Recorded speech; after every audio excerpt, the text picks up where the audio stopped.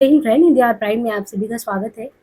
Friend, जैसे कि हम आचार्य रामचंद्र शुक्ल कृत हिंदी साहित्य का इतिहास में प्रकरण 1 जो कि सामान्य परिचय भक्ति काल का है और प्रकरण 2 जो कि निर्गुण भक्ति काव्य धारा के तहत संत काव्य है, जिनमें आपने कबीर है ना, कबीर के साथ दादू दयाल, धर्मदास, रैदास यानी जो भी संत काव्य के तहत कवि आते हैं उन पे बात कर ली है। यानी यहाँ पे आपका जो है भक्ति काल के तहत जो हम 2 प्रकरण समाप्त कर दिए हैं, सामान्य परिचय और संत जो संत काव्य धारा है, उसी को ध्यान में रखते हुए आपको अब टेस्ट अपने आप को करना है कि कितनी तन्मयता के साथ आपने रामचंद्र शुक्ल के साहित्य का इतिहास मेरे से पढ़ा है और कितना आपने उसको अर्जित किया है। अगर आपने अच्छे से पढ़ा है तो आपको डेफिनेटली इसमें जो क्वेश्चन लगाएंगे फ़ायदा मिलेगा। और मान लीजिए कि आप बिगनर हैं, आपको बहुत कम समझ में आया होगा, तो उसको पढ़ने के बाद कुछ तो आपके दिमाग में आया होगा जिसको आप ये देख पाएंगे इन टॉपिक से इस तरीके से क्वेश्चन आते हैं। ये 2 पार्ट में आपका आएगा, करीबन 238 क्वेश्चन है जिन पे हम डिस्कस करेंगे। मैक्सिमम जो असिस्टेंट प्रोफेसर से लेकर टीजीटी पीजीटी एग्जाम में जो भी हिंदी से क्वेश्चन आए हैं इन टॉपिक से, वो सारे यहाँ पे कवर होंगे। तो चलिए हम सॉल्व करते हैं। बड़ी ध्यान से आपको बड़े तन्मयता के साथ इसे देखना है और पहले अपने को ट्राई करना कि क्या आपने इसको पढ़ा, रामचंद्र शुक्ल की किताब में, या कहीं पे पढ़ा, या आपने इस क्वेश्चन को पहली बार सुना। इस तरीके से आपको इस टेस्ट को लेके अपने आप को टेस्टिफाई करना है। अब देखिए यहाँ पे पहली रचना का नाम है सुदामा चरित। सुदामा चरित किसके द्वारा रचित काव्य ग्रंथ है? देखिए, पहला जो शुरुआत अभी कर रहे हैं संत काव्य धारा से, एक है कि ओवरऑल क्वेश्चन दिया है, और अभी जब स्पेसिफिक हम संत काव्य धारा पे चलेंगे तो वहाँ पे सिर्फ संत काव्य धारा से क्वेश्चन है। ये तो शुरुआत में जैसे सामान्य परिचय में पूरे भक्ति काल के बारे में थोड़ी थोड़ी जानकारी दी गई थी, शुरुआत में आपको क्वेश्चन ऐसे ओवरऑल क्वेश्चन मिलेंगे, इसके बाद स्पेसिफिक टॉपिक से मिलेगा। अब सुदामा चरित किसके द्वारा रचित काव्य ग्रंथ है? तो आप कम से कम ये देख के पहचान पा रहे हैं कि इनमें जिनका नाम दिया है मतीराम, देव, पद्माकर, नरोत्तम दास, ये सभी किस काव्य धारा के कवि हैं? जैसे मतीराम है, पद्माकर है, तो रीति काल के हैं। आपको समझ में आना चाहिए कि देव कब के हैं, नरोत्तम कब के हैं। तो सुदामा चरित नाम से जो काव्य ग्रंथ है वो नरोत्तम दास इनके द्वारा रचित है। नंददास और रीति मुक्त काव्य धारा के कवि आलम, तीनों ने रचा है। अतः दिए गए विकल्पों में विकल्प डी जो है नरोत्तम दास संगत उत्तर है, यानी नरोत्तम दास ने सुदामा चरित रचना लिखा है। नरोत्तम दास रचित सुदामा चरित किस भाषा में लिखा गया है? अवधी भाषा का काव्य ग्रंथ है। ललित ललाम, रसराज, अलंकार, पंचाशिका मतीराम के ग्रंथ है। तो देखिए यहाँ से आपको ध्यान से ये देखना है कि आपने नहीं भी पढ़ा हो फिर भी देखिए कौन सी रचना किसकी है, और जिस रचना या जिन लेखकों के बारे में यहाँ पे पूछा जाता है ना, उसमें सिर्फ एक विकल्प आपको देख के नहीं रुकना है। आपको अगर हम देव के बारे में बता रहे हैं, पद्माकर के बारे में, नरोत्तम, आपकी दृष्टि सभी पे होनी चाहिए। यानी एक क्वेश्चन आप सॉल्व करते करते करीबन 5 क्वेश्चन के उत्तर पा जाएंगे। तो इस तरीके से आपको इस प्रैक्टिस सेट को लेके चलना है। अब हमने पहले आपको बताया कि सुदामा चरित किसकी रचना है? नरोत्तम दास की। इनके अलावा आपने देखा कि नरोत्तम दास का तो ठीक है, लेकिन ये किस लैंग्वेज में लिखा गया? अवधी में लिखा गया है। ललित ललाम, रसराज, अलंकार, पंचाशिका, ये किनकी रचना है? तो ये है मतीराम के। तो आपको 3 ग्रंथ के नाम पता चल गए, ललित लाम, रसराज, अलंकार, पंचाशिका मतीराम के हैं। पद्माकर, यहाँ नाम दिया है पद्माकर। पद्माकर के प्रमुख ग्रंथों में पद्माभरण है, जगत विनोद है, प्रबोध बचासा है। ये रचनाएं बार बार एग्जाम में पूछी गई हैं, जो रचनाओं का नाम यहाँ पे दिया है व्याख्या में। व्याख्या को तो बहुत ही ध्यान से आपको लेना है, और टेलीग्राम लिंक पिन किया गया है नीचे डिस्क्रिप्शन में, वहां से आप टेलीग्राम लिंक से जुड़ जाएं बराबर अपडेट के लिए। अब यहाँ पे दिए क्वेश्चन दिया है कि गंग किस राजा के दरबारी कवि थे? अकबर, राजा मान सिंह, महाराणा प्रताप, पृथ्वीराज चौहान। तो गंग किस राजा के दरबारी कवि थे? गंग अकबर, मुगल कालीन राजा अकबर के दरबारी कवि थे गंग। और गंग का पूरा नाम क्या है? कवि गंग का पूरा नाम है गंगा प्रसाद। कवि गंग जो थे ये बीरबल के बाल सिखा थे तथा रहीम दास के विशेष कृपा पात्र थे। तो आपको क्या पता चला? अकबर के दरबारी कवि तो ठीक है, पूरा नाम क्या है? गंगा प्रसाद। किसके बाल सखा हैं? बीरबल के। और रहीम दास के विशेष कृपा पात्र हैं गंग। कवि गंग ने शहजादा खुर्रम की प्रशंसा में एक छंद लिखा जिस कारण नूरजहां ने ईर्ष्यावश उन्हें हाथी से कुचलवा दिया था। थोड़ा आप कथानक पे भी जा रहे हैं कि कवि गंग जो थे वो शहजादा जो खुर्रम थे उनकी प्रशंसा में उन्हें एक छंद लिख दिया जिस कारण जो नूरजहां थे उन्होंने ईर्ष्यावश उन्हें हाथी से कवि गंग को कुचलवा दिया। कवि गंग जो है इनके प्रमुख ग्रंथ कौन है? गंग पदावली, गंग पचीसी, गंग रत्नावली। कविगंग का अंतिम छंद निम्न है। कबहू न भड़ुआ रन चढ़े, कबहू न बाजी बंग, सरस सबाही प्रणाम कर, विदा होत कवि गंग।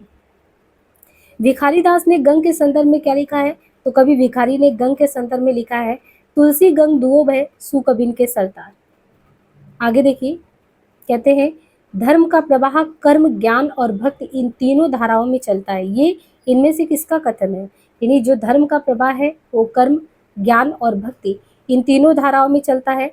यदि आपने अच्छे से रामचंद्र शुक्ल का हमारा जो हमने पढ़ाया है उसमें हमने भक्ति भाव में ही बताया था कि धर्म के बिना क्या होता है, कौन सा लूला लंगड़ा होता है, किसके बिना अंधा होता है, ये पूरी इनकी पंक्ति है ना। अगर आपने ध्यान से दिया और देखिए ये ऐसे क्वेश्चन लेक्चरर यानी आपको असिस्टेंट प्रोफेसर वगैरह बनना है तो शुक्ल जी को कितनी गहराई से पढ़ने का फायदा अब यहाँ पे आपको नजर आया होगा कि कितने अच्छे से हमने बताया था कि कर्म है और भक्ति ये तो हर एक व्यक्ति के हाथ में है। ज्ञान अगर बात करें तो ज्ञान बुद्धि हो सकता है किसी में ज्यादा है, किसी में कम है, नहीं भी है, लेकिन हम कर्म में यानी हमारा विद्यार्थी जीवन है, कर्म है पढ़ाई के लिए, तो कर्म तो हम सभी के हाथ में है और भक्ति भाव भी सबके हाथ में है। ये दोनों सभी की संपत्ति है। तो यहाँ पे धर्म का प्रवाह कर्म, ज्ञान और भक्ति इन तीनों धाराओं में चलता है, ये शुक्ल जी का कहना है ना। यहाँ से आपको विश्वास हुआ होगा कि हाँ शुक्ल जी को पढ़ने का फायदा क्या है। धर्म का प्रवाह कर्म, ज्ञान और भक्ति इन तीनों धाराओं में चलता है, ये शुक्ल जी का कहना है। आचार्य शुक्ल ने भक्ति काल के संदर्भ में कहा है कि धर्म का प्रवाह कर्म, ज्ञान और भक्ति इन तीनों धाराओं में चलता है। इन तीनों के सामंजस्य से ही धर्म अपनी सजीव दशा में रहता है, किसी एक के भी अभाव से, यानी कर्म है, ज्ञान है, भक्ति, इनमें से अगर कोई भी एक चीज की भी कमी हुई ना तो वो विकलांग रहता है। कर्म के बिना वह लूला लंगड़ा, देखिए अगर आप कर्म नहीं करेंगे तो लूले लंगड़े। ज्ञान के बिना अंधे हैं, यानी ज्ञान नहीं है तभी तो किसी की अंधभक्ति कर रहे हैं और कभी कभी होते हुए भी लोग करते हैं। इसके बाद भक्ति के बिना हृदयहीन, अगर आपके मन में भक्ति का भाव नहीं है तो वह हृदय विहीन है, क्या निष्प्राण रहते हैं। आचार्य हजारी प्रसाद द्विवेदी ने भक्ति आंदोलन को लोक जागरण कहा। अब देखिए मान लीजिए क्वेश्चन आ गया कि भक्ति आंदोलन को लोक जागरण किसने कहा, तो भक्ति आंदोलन को लोक जागरण हजारी प्रसाद द्विवेदी ने कहा। रामविलास शर्मा ने भक्ति आंदोलन को क्या कहा? एक जातीय और जनवादी आंदोलन है। राम कुमार वर्मा ने भक्ति काल को कौन सी शाखाओं में विभाजित किया? ज्ञानाश्रयी काव्य धारा। ज्ञानाश्रयी को संत काव्य किसने कहा है? ज्ञानाश्रयी में जो है कबीर, रैदास, धन्ना, पीपा सभी जो आते हैं इनको संत काव्य किसने कहा? राम कुमार में वर्मा ने। और प्रेमाश्रयी काव्य धारा को सूफी काव्य कहा गया। डॉक्टर नगेंद्र ने भक्ति काल की समय सीमा कब मानी है? तो डॉक्टर नगेंद्र ने भक्ति काल की समय सीमा 1350 ईस्वी से 1650 माना है। ग्रियर्सन ने भक्ति काल को हिंदी साहित्य का क्या कहा है? स्वर्णयुग कहा है। तो कितने क्वेश्चन आपको मिले हैं, ये मत विश्वास कीजिएगा कि बस एक क्वेश्चन है, व्याख्या को बिल्कुल ध्यान से सुनिए। आगे देखिए, शुक्ल जी के अनुसार रहीम के बारे में कौन सी बातें सही है? अब देखिए ये रामचंद्र शुक्ल के अनुसार रहीम के बारे में तभी आप जान पाएंगे जब उनके रामचंद्र शुक्ल साहित्यकृत इतिहास पढ़े होंगे, अदरवाइज ये कहीं वन लाइनर किताबों में ऐसे नहीं दिया रहता। अब ये कह रहे हैं कि रहीम के बारे में कि संस्कृत, अरबी और फारसी के पूर्ण विद्वान थे। हिंदी काव्य के उतने मर्मज्ञ कवि नहीं थे जितने ये फारसी के थे। सही है, फारसी के इतने थे उतने बड़े ये हिंदी के नहीं थे। उनकी दानशीलता हृदय की सच्ची प्रेरणा के रूप में है। आपने देखा होगा कि रहीम दास जो है इनके बारे में कहा नहीं जाता कि लोगों की कितने शादी विवाह सारी चीजें करवाते थे रहीम जी। इनकी दानशीलता हृदय की सच्ची प्रेरणा के रूप में थी। उनकी सभा विद्वानों और कवियों से सदा भरी रहती थी। रहीम के बारे में कह रहे हैं, जब इनसे कोई कुछ मांगने आता तब भी उन्हें अपनी दरिद्रता का अनुभव कौन नहीं होने देता? रहीम जो होते वो नहीं होने देते। अब इसमें आपको देखिए यूजीसी नेट में इसी तरीके से क्वेश्चन पूछा जाता है ऑप्शन का, तो इतनी गहराई की मांग करता है। अब यहाँ पे देखिए जो ऑप्शन सही है वो कौन सा सही है कि एक तो ये बात है कि संस्कृत, अरबी और फारसी के पूर्ण विद्वान थे, सही है। दानशीलता के बारे में बहुत ही चर्चा है इनका, तो दानशीलता हृदय की सच्ची प्रेरणा के रूप में थी। उनका सभा विद्वानों और कवियों से सदा भरा रहता था। देखिए रामचंद्र शुक्ल के अनुसार रहीम के बारे में जो चीज़ें सही है वो है कि उनको संस्कृत, अरबी और फारसी का पूर्ण ज्ञान था। उनकी दानशीलता हृदय की सच्ची प्रेरणा के रूप में थी। उनकी सभा विद्वानों और कवियों से सदा भरी रहती थी। रहीम की रचनाओं में है बरवे नाई का भेद। रहीम की रचनाओं में है कौन सा? बरवे नाई का भेद, जो कि अवधी भाषा में है। और रास पंचाध्यायी, श्रृंगार सोरठा, ये अलग अलग करके रचना पूछ लिया जाता है। जिसे सिर्फ आपको दे दिया बरवे नाई का भेद क्या है और 4 लोगों का नाम दे दिया, विद्यापति, खुसरो या रहीम, और इनके अलावा सूरदास ऐसे दे दिया।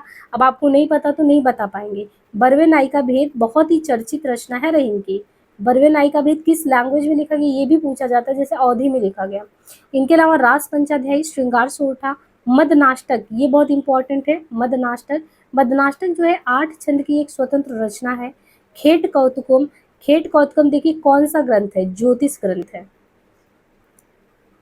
रहीम की कविता नगर शोभा की मुख्य विशेषताएं क्या है? अब यहाँ पे फिर से देखिए रहीम की कविता के बारे में पूछा है कि जो रहीम की कविता है नगर शोभा, नगर शोभा की मुख्य विशेषता क्या है? इसमें नगर का संकुचित वर्णन है, इसमें वर्ण व्यवस्था के अनुसार उनकी जाति की स्त्रियों का वर्णन है, इसमें स्त्रियों को उत्कृष्ट कोटि का बताया गया। ये स्त्रियां अपना उत्पाद बेचने के काम करती। नगर शोभा में ये बहुत ही अंदर तक देखिए, ये यूजीसी नेट का क्वेश्चन है ना, इतने डेप्थ में जाके पूछता है। नगर शोभा की मुख्य विशेषता ये है कि इस कविता में नगर का जो है संकुचित वर्णन किया गया है, बहुत ही विस्तारित वर्णन नहीं किया गया है। इसमें वर्ण व्यवस्था के अनुसार उनकी जात की स्त्रियों का वर्णन किया गया है। ये स्त्रियां अपना उत्पाद बेचने का काम करती है। जन्मकाल के अनुसार निम्नलिखित भक्त कवियों का सही अनुक्रम क्या है? सूर है तुलसी, दादू, मीरा। अच्छा, याद होगा आपको जब हम तुलसीदास को पढ़ा रहे थे तो व्याख्यायित कर रहे थे कि ये कहा जाता है कि तुलसीदास ने भले ही सूरदास को कई जगहों पे टोका है, मतलब एक तरीके से बहुत चीज़ें उन्हें बताई है, लेकिन सूरदास तुलसीदास से बहुत पहले और बहुत प्रसिद्ध थे। ये स्टेटमेंट आया था ना जब हम पढ़ रहे थे। अब यहाँ पे इन्होंने सीधे जन्मकाल के अनुसार भक्त कवियों के सही अनुक्रम में सूरदास का समय है 1478, ध्यान रखना है। सूरदास का जो समय है 1478 है। मीरा का समय है 1516, यानी सूरदास के बाद मीरा, मीरा के बाद तुलसीदास, और फिर देखिए दादू दयाल 1544 में। यानी संत काव्यधारा में जब हम कबीर में कबीर और धर्मदास सभी को पढ़ते हैं तो दादू दयाल तो पहले आ जाते हैं उस क्रम में देखा जाए। लेकिन दादू दयाल का समय है 1544, तुलसीदास का समय है 1532 और 1516 मीरा का समय है और सूरदास का 1478। ये क्रम में इस तरीके से क्वेश्चन लगाने के लिए भी देता है। कृपा राम द्वारा रचित नायिका भेद की सबसे पुरानी पुस्तक कौन सी है? हित तरंगड़ी, उज्ज्वल नीलमणि, कर्णाभरण, श्रुतिभूषण, यूजीसी नेट में है। हित तरंगड़ी जो है कृपा राम की रचना है, हित तरंगड़ी। कृपा राम कृति हित तरंगड़ी कब लिखा गया है? 1541 ईस्वी में लिखा गया हित तरंगड़ी। रीति निरूपण की सबसे पुरानी पुस्तक, यानी रीतियों के बारे में अगर कोई सबसे पुराना अच्छे से बताया है तो कृपा राम की हित तरंगड़ी। इसमें क्या है? नायक नायिका के भेद को किया गया है। ये 5 तरंगों में विभक्त है। अब देखिए आप कभी भी सर्ग पढ़ते हैं 5 खंडों में विभक्त, लेकिन तरंगों में नहीं पता होगा आपको। तो कृपा राम की तरंगी जो कि 1541 में रीति निरूपण की सबसे पुरानी पुस्तक है। इसमें नायक नायिका भेद के अलावा ये 5 तरंगों में विभक्त है। यह काव्य भाषा में रचित सतसई काव्य परंपरा का पहला ग्रंथ है। और उज्ज्वल नीलमणि किसकी रचना है? तो उज्ज्वल नीलमणि रचना जो है वो रूप गोस्वामी जी का है। उज्ज्वल नीलमणि रूप गोस्वामी तथा श्रुतिभूषण कर्णाभरण करडेश कवि की रचना है जो कि अलंकार संबंधी है। तो श्रुतिभूषण कर्णाभरण करडेश जो कवि है उनकी रचना है जो कि अलंकार संबंधी है। रुद्र संप्रदाय की स्थापना किसने की? रुद्र स्वामी, विष्णु स्वामी, निम्बार्काचार्य, श्री स्वामी। देखिए टीजीटी में आया है। तो देखिए टीजीटी वगैरह में आपसे डायरेक्ट क्वेश्चन पूछ लेता कौन सा संप्रदाय किसके रचनाकार कौन से हैं। जैसे रुद्र संप्रदाय के हैं विष्णु स्वामी। तो रुद्र संप्रदाय की स्थापना विष्णु स्वामी ने की है। इनका दर्शन क्या है? शुद्ध अद्वैतवाद। जबकि सनकादि संप्रदाय की स्थापना निम्बार्काचार्य ने किया। इनके गुरु का नाम क्या है? नारद मुनि। और इनका दर्शन क्या है? द्वैताद्वैत। अच्छा, इस दर्शन में आप बहुत कंफ्यूज होते होंगे और इनको बिल्कुल ध्यान रखना आता है। जैसे मान लीजिए कि हमने कहा विशिष्टाद्वैत किसका है, तो रामानुजाचार्य का आप इसलिए कह सकते हैं कि राम जी है विशिष्ट। एक तो मान लो मुझे भी ये ऐसे याद हो जाता है। अब जैसे रुद्र है तो रुद्र को आपको कुछ ऐसे कुछ रखना है कि रुद्र जो है रुद्र शुद्ध, शुद्ध रुद्र, रुद्र शुद्र, रुद्र शुद्ध, द्वैतवाद से संबंधित विष्णु स्वामी। और इसके बाद निम्बार्काचार्य का तो द्वैताद्वैत कर लीजिए। अद्वैत शंकराचार्य का पता होगा तो निम्बार्का द्वैताद्वैत का हो गया। रामानुजाचार्य, देखिए ये क्वेश्चन बार बार पूछा जाता नहीं, इनको एकदम तैयार करना, चाहे जैसे आप तैयार करिए लिस्ट। तो राम जी विशिष्ट हैं, हम इसी तरीके से हमने याद किया। लेकिन सिर्फ इनके प्रवर्तक का नाम नहीं, दर्शन का नाम नहीं, बल्कि संप्रदाय भी ध्यान रखना होगा। तो आपने देखा होगा कि जो रामानुजाचार्य हैं, इन्हीं के श्री संप्रदाय को तो हम पढ़ा रहे थे कि कैसे आगे बढ़ाते बढ़ाते रामानुजाचार्य, राघवानंद, फिर रामानंद के अनंता, नरहरिया कितने हैं, नरहरियानंद, ये सब करके फिर आपने देखा अनंता के कृष्ण पहारी के किलदास हो गए, और किलदास के अलावा एक शिष्य और थे जिनका नाम हम भूल जाते हैं अक्सर। तो ये पूरा एक चलता है ना क्रम। तो ये विशिष्ट कौन है, तो हम क्या लगाते हैं, श्री राम लगाते हैं। नहीं, देखिए ये याद करने का एक ट्रिक भी हो सकता है। आप अलग से ट्रिक याद करेंगे वो सही नहीं पड़ेगा। आप हमेशा कैसे कहते हैं, राम जी को राम नहीं कहते, श्री राम कहते हैं ना, इसलिए श्री राम को, और श्री राम भगवान विशिष्ट है, इसलिए विशिष्टाद्वैतवाद श्री राम संप्रदाय रामानुजाचार्य का। अब दूसरी बात है शंकराचार्य। शंकराचार्य का अद्वैत सभी को पता है, और द्वैत इनका स्मार्त है, स्मार्त संप्रदाय में स्मार्त है। और विष्णु स्वामी, तो विष्णु क्या है, तो हमने कहा था कि रुद्र शुद्ध, शुद्ध रुद्र, और शुद्ध और रुद्र विष्णु जी हैं, स्वामी है ना, तो स्वामी है, रुद्र है, शुद्ध है। और इनके अलावा अगर देखें कि ब्रह्म मध्वाचार्य, तो ब्रह्म किसका है, ब्रह्म संप्रदाय मध्वाचार्य का द्वैतवाद है। निम्बार्काचार्य का संबंध किस दर्शन से, अब गेस करिए आप। देखिए हिमाचल में पूछा गया, यूपीपीएससी में पूछा गया, हायर कमीशन में पूछा गया, सभी जगह पूछा गया। तो निम्बार्काचार्य को अब आप कैसे इसमें करेंगे, पहले राम जी को जैसे आपने देखा विशिष्ट कर दिया, फिर आपको देखना है कि अच्छा द्वैतवाद किसका है, एक द्वैत है, एक द्वैताद्वैत है, कंफ्यूजन बहुत होता है इसमें। तो हमने कहा कि शुद्ध रुद्र, रुद्र शुद्ध, तो आपने ऐसे दो तो निकाल दिया, रुद्र शुद्ध और विशिष्ट है श्री राम जी। अब बचा एक द्वैतवाद, एक द्वैताद्वैत। अब इन दोनों में आप कुछ भी करके याद कर लीजिए कि किसका मध्वाचार्य का कौन सा है, तो निम्बार्काचार्य का संबंध द्वैताद्वैत से। निम्बार्का, निम्बार्का द्वैताद्वैत, निम्बार्काचार्य ने निम्बार्क सनकादि संप्रदाय, तो निम्बार्क का सनकादि संप्रदाय है। और विशिष्ट द्वैत रामानुजाचार्य का श्री संप्रदाय है। द्वैतवाद है तो बस ये देखिए कि मध्वा द्वैत इनका है ब्रह्म संप्रदाय, और शुद्ध अद्वैत वल्लभाचार्य के रुद्र संप्रदाय से है। क्लियर हुआ ये। निम्बार्का निम्बार्का का हो गया द्वैताद्वैत। निम्बार्का ने निम्बार्क संगादि संप्रदाय की स्थापना विशिष्ट रामानुजाचार्य श्री संप्रदाय से, द्वैत मध्वाचार्य के ब्रह्म संप्रदाय से, और शुद्धाद्वैत दर्शन जो है वल्लभाचार्य के रुद्र संप्रदाय से। आकाश धर्मा गुरु कहा जाता है, तो आकाश धर्मा गुरु किसको कहा जाता है, रामानंद को। रामानंद को किसने कहा, हजारी प्रसाद द्विवेदी ने कहा आकाश धर्मा गुरु। आकाश धर्मा गुरु मीन्स आपने देखा होगा कि रामानुजा संप्रदाय में ऐसा नहीं था, जो मतलब उच्च जाति के थे उन्हीं सब लोगों को जो है ब्रह्म की उपासना की आ गया थी। लेकिन जब रामानंद आते हैं अपनी छत्र छाया में सभी को ले लेते हैं। वो ये नहीं करते हैं कि वर्ण व्यवस्था के आधार पर लोगों को भगवत भजन करने से रोका जाए। इसलिए हजारी प्रसाद द्विवेदी इनको आकाश धर्मा गुरु कहते हैं। हिंदी में रामानंद राम काव्य के पुरस्कारकर्ता भी माने जाते हैं। हजारी प्रसाद ने कहा है कि मध्य युग की समग्र स्वाधीन चिंता के गुरु कौन है, और सही बात है। मध्य युग में देखिए समग्र अगर स्वाधीन चिंता किया तो गुरु रामानंद ने ही किया है। और इन्हीं के प्रमुख ग्रंथ के बारे में हमने बताया। अब आपको याद आ रहा होगा कि तुलसीदास के बारे में हम लोगों ने बहुत अच्छे से पढ़ा, रामानंद के बारे में बहुत विस्तार से दिया है। तो दो ही रचना उसमें अच्छे से था, एक वैष्णव मताव्य भास्कर था, एक श्री रामार्चन पद्धति था। इसके अलावा योग चिंतामणि और राम रक्षा स्त्रोत पे आपने देखा था कि शुक्ल जी ने कितना आक्षेप लगाया था कि कोई काम का नहीं है। लेकिन आपको ये ध्यान रख लेना है कि अगर मान लो आ गया ऑप्शन में वैष्णव मताव्य, श्री रामार्चन, योग चिंतामणि, राम रक्षा स्त्रोत और आनंद भास, तो बस अड़ु भास जो भी है उसको ध्यान रखिएगा। और बाकी आपने देखा था शुक्ल जी ने काफ़ी उसको तर्क आधार पर काट छांट किया था। रामानंद ने कौन सा संप्रदाय चलाया, तो रामावत संप्रदाय की स्थापना की। रहीम किसके दरबार में कवि थे, रहीम, रहीम किसके यहाँ पे थे, अकबर। रहीम जो थे ये अकबर के दरबार में थे। रहीम दास का वास्तविक नाम था अब्दुल रहीम खान खाना। और याद होगा अब्दुल रहीम खान खाना किसके बढ़िया मित्र थे, तुलसीदास के। तुलसीदास ने कौन सी रचना की, इनके कहने पे किया था। ये सब हम लोगों ने डिस्कस किया था। अब दिमाग दौड़ाइए कि हाँ हमने पढ़ा था ध्यान से, कि वापस से जाके फिर से हम लेक्चर सुने।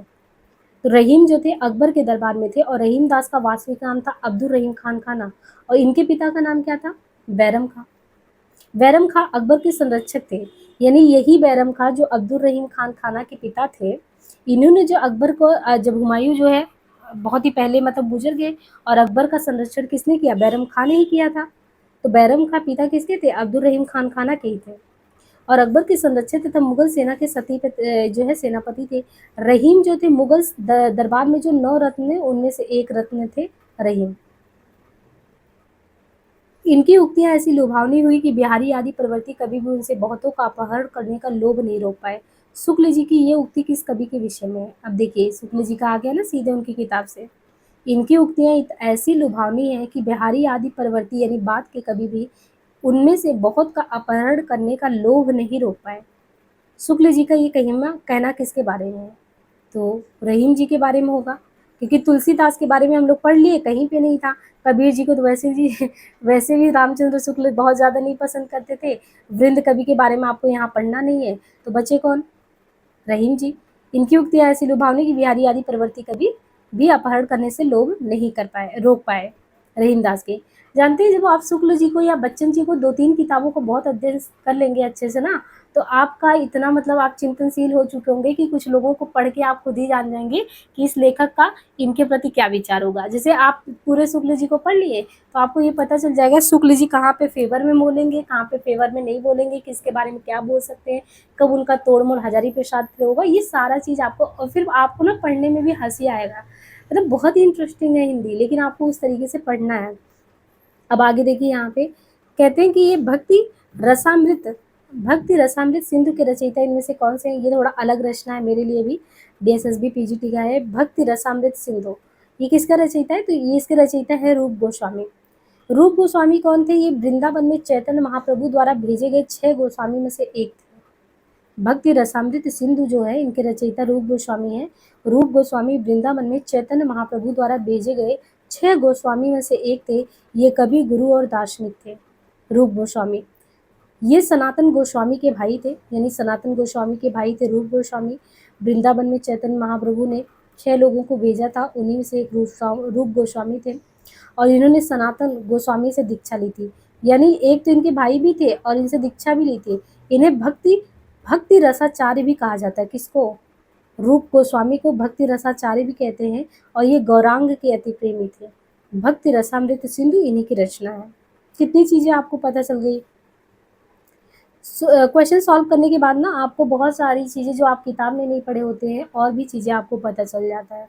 जिस प्रकार मीराबाई ने जाके सिर मोर मुकुट मेरो पति सोई कहकर कृष्ण की भक्ति पति रूप में की, उसी प्रकार किस दक्षिण भारतीय भक्त कवित्री ने कहा कि स्वामी कृष्ण के अलावा किसी और को अपना पति नहीं बना सकती।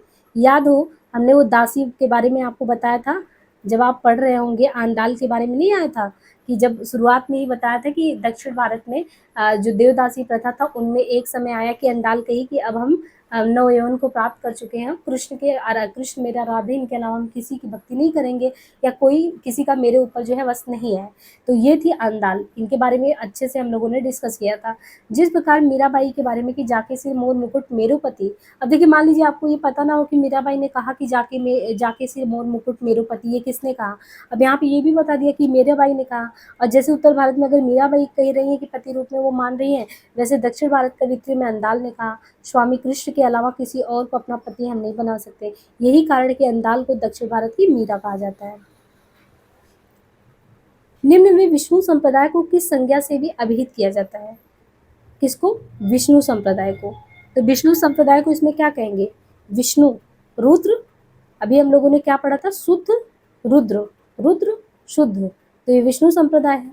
कुछ ना कुछ आपको ट्रिक बना के एग्जाम तक जाना ही पड़ेगा, है ना? अलग से ट्रिक बनाएंगे वो दिमाग में नहीं आएगा। तो अभी देखिए आपको इसी बहाने शुद्ध द्वैत याद हो गया कि नहीं? शुद्ध रुद्र विष्णु स्वामी, चैतन्य संप्रदाय चैतन्य महाप्रभु, सखी संप्रदाय स्वामी, स्वामी सखी, सखी संप्रदाय हरिदास, हरिदास सखी स्वामी संप्रदाय। मान सहित विष खाए के शंभु भय जगदीश, बिना मान अमृत पिए राहु कटायु शेष। मतलब मान सहित विष खाए के शंभु भय जगदीश, बिना मान अमृत पिए राहु कटायु शेष। सृजन में संकलित ये पंक्तियां इनमें से किस कवि की है? तो ये है रहीम की।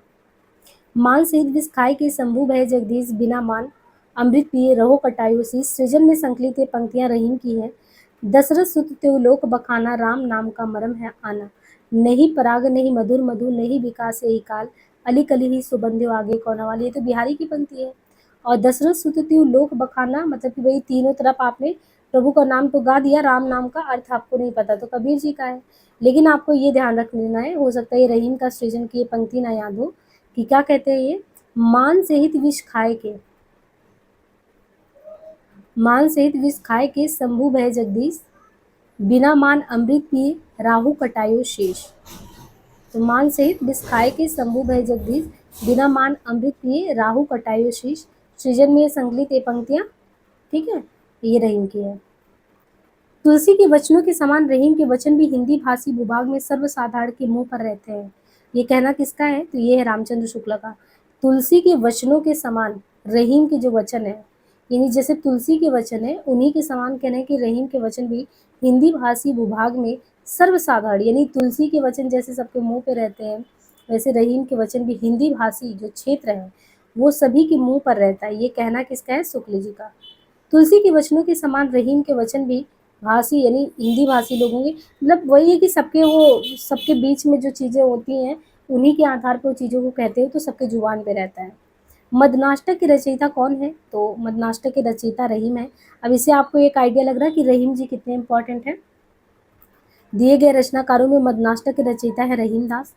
इनकी अन्य प्रसिद्ध रचनाओं में है रहीम दोहावली, मदनाष्टक तो हो ही गया, रहीम दास रहीम दोहावली, बरवे नायिका भेद पहले भी बताया, रास पंचाध्यायी, नगर शोभा के बारे में कि कैसे नगर शोभा के बारे में क्या क्या बताए।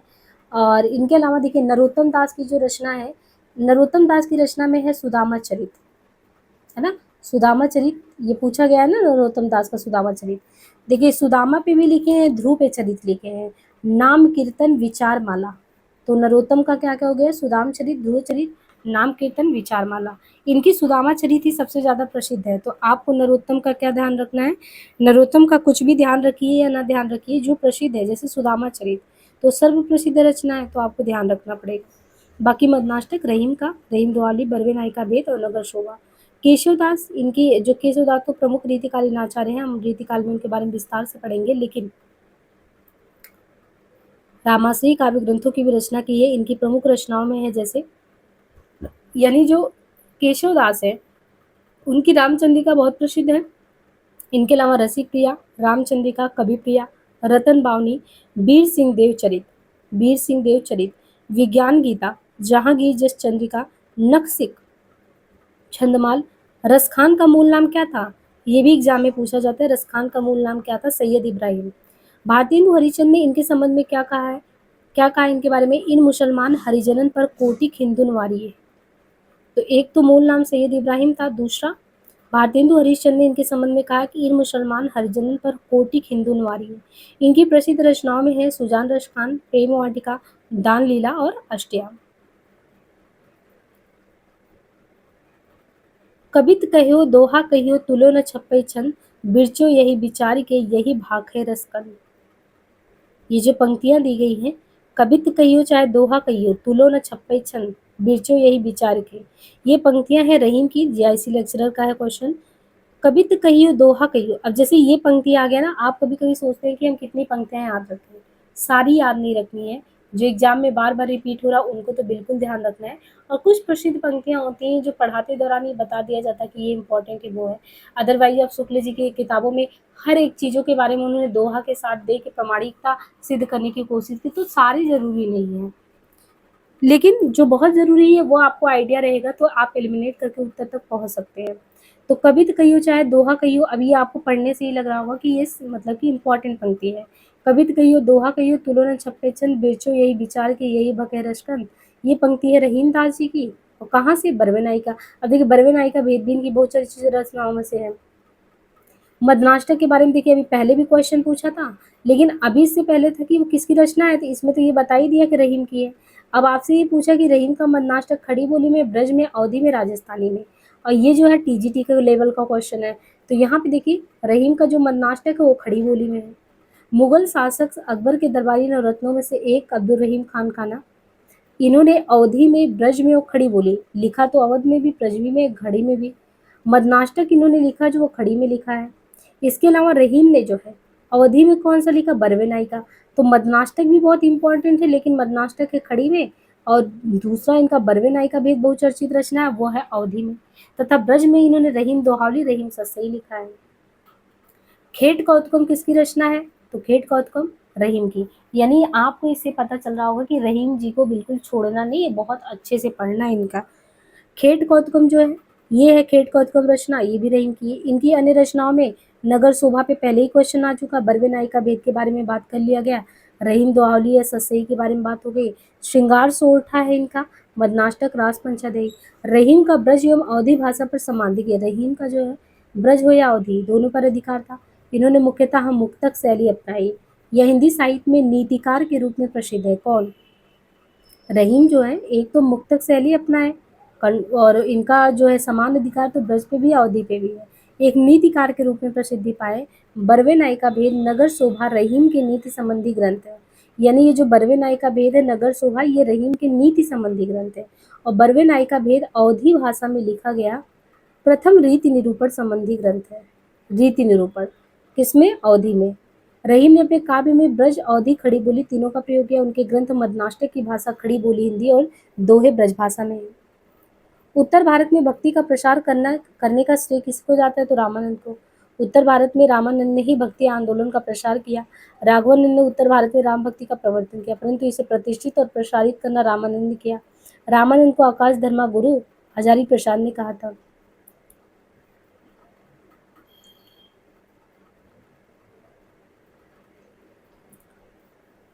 रचना और रचनाकार की दृष्टि इनमें से कौन सा विकल्प गलत है?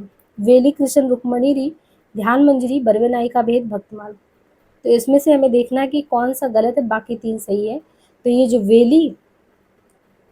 वेली कृष्ण रुक्मणी रे, ये इसके रचनाकार है पृथ्वीराज। वेली कृष्ण रुक्मणी रे रचनाकार है पृथ्वीराज। ध्यान मंजरी के है अग्रदास। अग्रदास आपको याद आ गया होगा कि किसके ये शिष्य हैं, आप कमेंट में पिक करिएगा। हमने पूरी जर्नी बताई थी कि कैसे कृष्णदास पैहारी हैं, उनके दो हैं, तो अग्रदास उनमें से कौन है? बरवे नायिका भेद जो है ये तो रहीम जी की है और भक्तमाल नाभादास का है। भक्ति आंदोलन को ईसाइयत की देन किसने कहा था? तो ये किया था, कहा था जॉर्ज ग्रियर्सन ने। जॉर्ज ग्रियर्सन जो थे ये भक्ति आंदोलन को ईसाइयत की देन मानते हैं। किसने? जॉर्ज ग्रियर्सन ने भक्ति आंदोलन को ईसाइयत की देन माना है। ग्रियर्सन ने लिखा है कि ईसा की दूसरी तीसरी शताब्दी में कुछ ईसाई मद्रास में आकर बस गए थे, जिनके प्रभाव से भक्ति का विकास हुआ। ग्रियर्सन ने भक्ति काल को हिंदी का स्वर्ण युग माना। हिंदी साहित्य के किस युग को स्वर्ण युग कहा जाता है? तो किसको कहा जाता है? भक्ति काल को। हिंदी साहित्य के भक्ति काल को स्वर्ण युग कहा जाता है। हिंदी साहित्य का जो भक्ति काल उसको स्वर्ण युग कहा जाता है। जॉर्ज ग्रियर्सन ने भक्ति काल को स्वर्ण युग कहा था। रामविलास शर्मा ने भक्ति काल को लोक जागरण काल कहा। हजारी प्रसाद जी ने भक्ति आंदोलन को लोक जागरण कहा। दो चीजें हैं, एक लोक जागरण काल है, एक लोक जागरण, इसमें कंफ्यूजन नहीं करना है। भक्ति काल को स्वर्ण काल तो ग्रियर्सन ने कहा, वो तो अलग चीज है, पर रामविलास शर्मा ने इसको क्या कहा? लोक जागरण काल। भक्ति काल क्या है? लोगों को जगाने वाला काल यानी समय। लेकिन हजारी प्रसाद जी ने सिर्फ और सिर्फ लोक जागरण कहा, काल नहीं कहा। और रामविलास शर्मा ने क्या कहा? लोक जागरण काल। लोक जागरण हजारी प्रसाद जी ने कहा। भक्ति आंदोलन को लोक जागरण, देखिए जस्ट यही क्वेश्चन पूछ लिया यहाँ पे। हजारी प्रसाद जी ने कहा भक्ति आंदोलन को लोक जागरण। और ये भी कहते हैं, जब शुक्ल जी कहते हैं कि पौरुष से हताश जनमानस के पास कोई रास्ता नहीं था, तो हजारी प्रसाद जी कहते हैं कि नहीं, ऐसी बात नहीं है। मैं जोर देकर ये कहना चाहता हूँ कि अगर इस्लाम नहीं भी आया होता ना, तो भी साहित्य का बार आना वैसा ही होता जैसा आज है। भक्ति काल को बौद्ध धर्म की देन किसने कहा? भक्ति काल जो आया है वो बौद्ध धर्म की वजह से आया है, ये हजारी प्रसाद द्विवेदी ने कहा है। भक्ति काल को बौद्ध धर्म की देन द्विवेदी जी ने कहा। ग्रियर्सन ने भक्ति के उदय को कहा कि ये तो ईसाई की देन है, यहाँ पे क्रिश्चियनिटी आया है तो आपके यहाँ पे भक्ति आई है। तो भक्ति काल को हजारी प्रसाद द्विवेदी जी कहते हैं गलत कह रहे हैं, इससे पहले बौद्ध धर्म था, उनकी वजह से आया है। और शुक्ल जी कहते हैं सब बेकार हो, यहाँ के लोग पराजित मनोवृत्ति से थे, इस्लामिक आक्रमण हुआ था, मन में कोई पौरुष से हताश से भगवान को याद करने लगे। अब देखिए वही इनकी पंक्ति कितनी बार पूछी जाती है, अपने पौरुष से हताश जाति वाला। तो ये शुक्ल का कहना है, यहाँ के लोग पौरुष से हताश थे, भगवान की शक्ति और करुणा के अलावा रास्ता ही है, कोई रास्ता था नहीं। भक्ति काल के संबंध में कहना शुक्ल का है। हजारी प्रसाद द्विवेदी ने इस संबंध में कहा है, लेकिन जोर देकर मैं कहना चाहता हूँ, नहीं आया होता इस्लाम तो भी हम लोग वैसे ही होते। निम्नलिखित में से कौन सा काव्य भक्ति काल का नहीं है? इनमें से कौन सा काल भक्ति काव्य में नहीं आता? छायावादी काव्य अलग से ही आधुनिक काल में पढ़ेंगे, बाकी एक एक करके हम लोग देखिए। जिस तरीके से छायावादी काव्य यहाँ पे शुक्ल ने डिवाइड किया भक्ति काल को, ये वही शाखा है। हम पढ़ा रहे हैं तो आपको 6 प्रकरण में बताए थे। पहला प्रकरण याद हो गया होगा आपको, सामान्य परिचय। दूसरा प्रकरण क्या था? ज्ञानाश्रयी शाखा का। तीसरा प्रेमाश्रयी कथा, चौथा राम भक्ति, पांचवा कृष्ण भक्ति, है ना। इसके बाद एक फुटकल रचना का छठा था। भक्ति काल को इन्होंने निर्गुण में बांटा और सगुण में बांटा। निर्गुण में ज्ञानाश्रयी शाखा में कबीर है, प्रेमाश्रयी सूफी में मलिक मोहम्मद जैसी है, राम भक्ति शाखा में तुलसी है, कृष्ण में सूरदास है। भक्ति का प्रारंभ कहाँ से हुआ था? तो भक्ति का प्रारंभ कहाँ से हुआ था? दक्षिण भारत। भक्ति का प्रारंभ दक्षिण भारत से माना जाता है। शुक्ल ने दक्षिण में कहा था, भक्ति द्राविड़ उपजे लाए रामानंद, प्रकट किया कबीर ने सात दीप नवखंड। अलवार वैष्णव की संख्या कितनी मानी जाएगी? 12 है अलवार। नाथों में 9 नाथ का नाम याद है आप लोगों को? देखिए, तो अलवार वैष्णव की संख्या कितनी हो गई? 12। अलवार जो होते थे ये तमिल कवि एवं संत होते थे। इनका काल वही छठी से लेकर 9वीं के बीच में होता। अलवार के समय के बारे में बता रहे हैं कि 12 संत थे। अलवार तमिल जो कवि थे, समय इनका छठी से लेकर 9वीं के बीच रहा। इनके पदों का संग्रह जो है दिव्य प्रबंधन कहलाता था, जो वेदों के तुल्य माना जाता था। अलवार संत भक्ति आंदोलन के जन्मदाता माने जाते हैं। समग्र भक्तिकालीन काव्य पर कौन सी विशेषता लागू होती है? ईश्वरी लीला, जाति प्रथा का निषेध, अहंकार का त्याग, अवतार में विश्वास। तो अहंकार का त्याग नामक विशेषता लागू होता है। भक्ति काल में अहंकार जो है लोगों के अंदर से गया। रामानंद जी की कौन सी शिष्य परंपरा में आते हैं? तो वही रामानुजाचार्य के। रामानंद के बाद राघवानंद, राघवानंद के बाद रामानंद, रामानुजा के बाद राघवा, राघवा के बाद रामानंद। रामानंद को भक्ति आंदोलन का महान संत मानते हैं। इन्होंने राम भक्ति धारा को समाज के निचले तबके, यही सबसे बड़ी बात इन्होंने पहुंचा दिया था सभी के लिए। ये पहले आचार्य हुए जिन्होंने उत्तर भारत में भक्ति का प्रसार किया, तभी तो इनके बारे में कहा जाता है भक्ति द्राविड़ उपजे लाए रामानंद। इनके द्वारा रचित पुस्तकों में देखिए फिर से वही है, वैष्णव मताब्द भास्कर, श्री रामार्चन पद्धति, राम रक्षा स्तोत्र, योग चिंतामणि, ज्ञान तिलक। ये जितने नाम है आप सबको ध्यान रख लीजिएगा। शुक्ल जी ने ज्यादा डिटेल से वैष्णव मताब्द भास्कर पे बात किया था, रामार्चन पे। राम रक्षा स्तोत्र और योग चिंतामणि को तो उन्होंने माना ही नहीं था कुछ। बाकी ज्ञान तिलक निम्नलिखित में से एक सही युग्म है। अब यहाँ से आप देखिए क्या पहचान पा रहे हैं? एक सही बताना है इसमें। हमने राम के बारे में क्या बताया था? श्री राम याद हो तो श्री राम विशिष्ट है, बस आपका हो गया। इसके बाद आपको बताना है मधवा। हमने क्या बताया था? एक एक लोगों का शुद्ध बताया था, याद हो। और मधवा अद्वैत दिया है और विशिष्ट निम्बार्का के उसमें दिया है। तो सब ऊट पटांग दिया, बस आपको बताना है कि एक लोग का इसमें सही है। तो एक लोग का सही है शुद्धा। शुद्धा जो है वो सही है। बल्लभाचार्य जो है ये शुद्धाद्वैत, बल्लभ जो थे इन्होंने शुद्ध प्लस अद्वैत को जोड़ा, और बल्लभाचार्य का दार्शनिक मत ही था शुद्ध अद्वैत। और बल्लभाचार्य ने जो ग्रंथ लिखा पूर्व मीमांसा भाष्य है, उत्तर मीमांसा का ब्रह्मसूत्र भाष्य है। यानी पूर्व मीमांसा भाष्य, उत्तर मीमांसा या ब्रह्मसूत्र भाष्य जो अड़ु भाष्य के नाम से प्रसिद्ध है। इनका पूर्व मीमांसा भाष्य, उत्तर मीमांसा या ब्रह्मसूत्र जो अड़ु भाष्य के नाम से प्रसिद्ध है। श्रीमद् भागवत की सूक्ष्म टीका तथा सुबोधनी टीका। तो एक तो श्रीमद् भागवत की सूक्ष्म टीका, एक सुबोधनी टीका, एक तत्वदीप निबंध। अद्वैत के अनुसार जो है, अद्वैतवाद के अनुसार क्या है? जीव और ब्रह्म एक ही है। अद्वैत के अनुसार जीव और ब्रह्म जो एक है। अद्वैतवाद दर्शन की वो धारा जिसमें एक तत्व को ही मूल माना जाता है। वेद तथा उपनिषदों में एक पुरुष या एक ब्रह्म का सर्वप्रथम प्रतिपादन मिलता है। अद्वैतवाद के संस्थापक है शंकराचार्य। कृष्ण के साथ राधा की महानता, यानी कृष्ण के साथ राधा भी महान है, ये सनकादि जो संप्रदाय है उसमें मिलता है। कृष्ण के साथ राधा की महानता सनकादि संप्रदाय में मिलता है। निम्बार्काचार्य जो है निम्बार्क संप्रदाय के प्रवर्तक है। इनको सनकादिक संप्रदाय भी कहा जाता है। कमल दल नैनन की उन्मानी, बिसरत नाहि सखी मोमनते मंद मंद मुस्काने। ये जो चरण है किसकी रचना में है? रहीम, नंददास, सूरदास, मीराबाई। कमल दल नैनन की उन्मानी, बिसरत नहीं यानी भूल नहीं रहा है, वो नैन नहीं भूल रहे हैं। तो ये पद जो है रहीम दास के हैं। रहीम दास का हम लोगों ने क्या क्या पढ़ लिया? खेत का उत्सव, बरवे नायिका भेद, मदनाष्टक। तो ये वही है रहीम। नवरत्न में से अब्दुल रहीम खान खाना। कमल दल नैनन की उन्मानी, बिसरत नाही शोक मोह मनते मंद मुस्कानी। ये पद चरण रहीम की रचना है। रहीम द्वारा जो रचना है रहीम दोहावली, बरवे नायिका, मदनाष्टक, रास पंचाध्यायी भी बहुत इंपॉर्टेंट है, और नगर शोभा। तो नगर शोभा, रास पंचाध्यायी। यहाँ पे आपको देखिए फिर से वही सुमेलित करना है। इसको तो बिल्कुल आप चाहे जैसे याद कर लीजिएगा। देखिए भर भर के सब एग्जाम में आता है।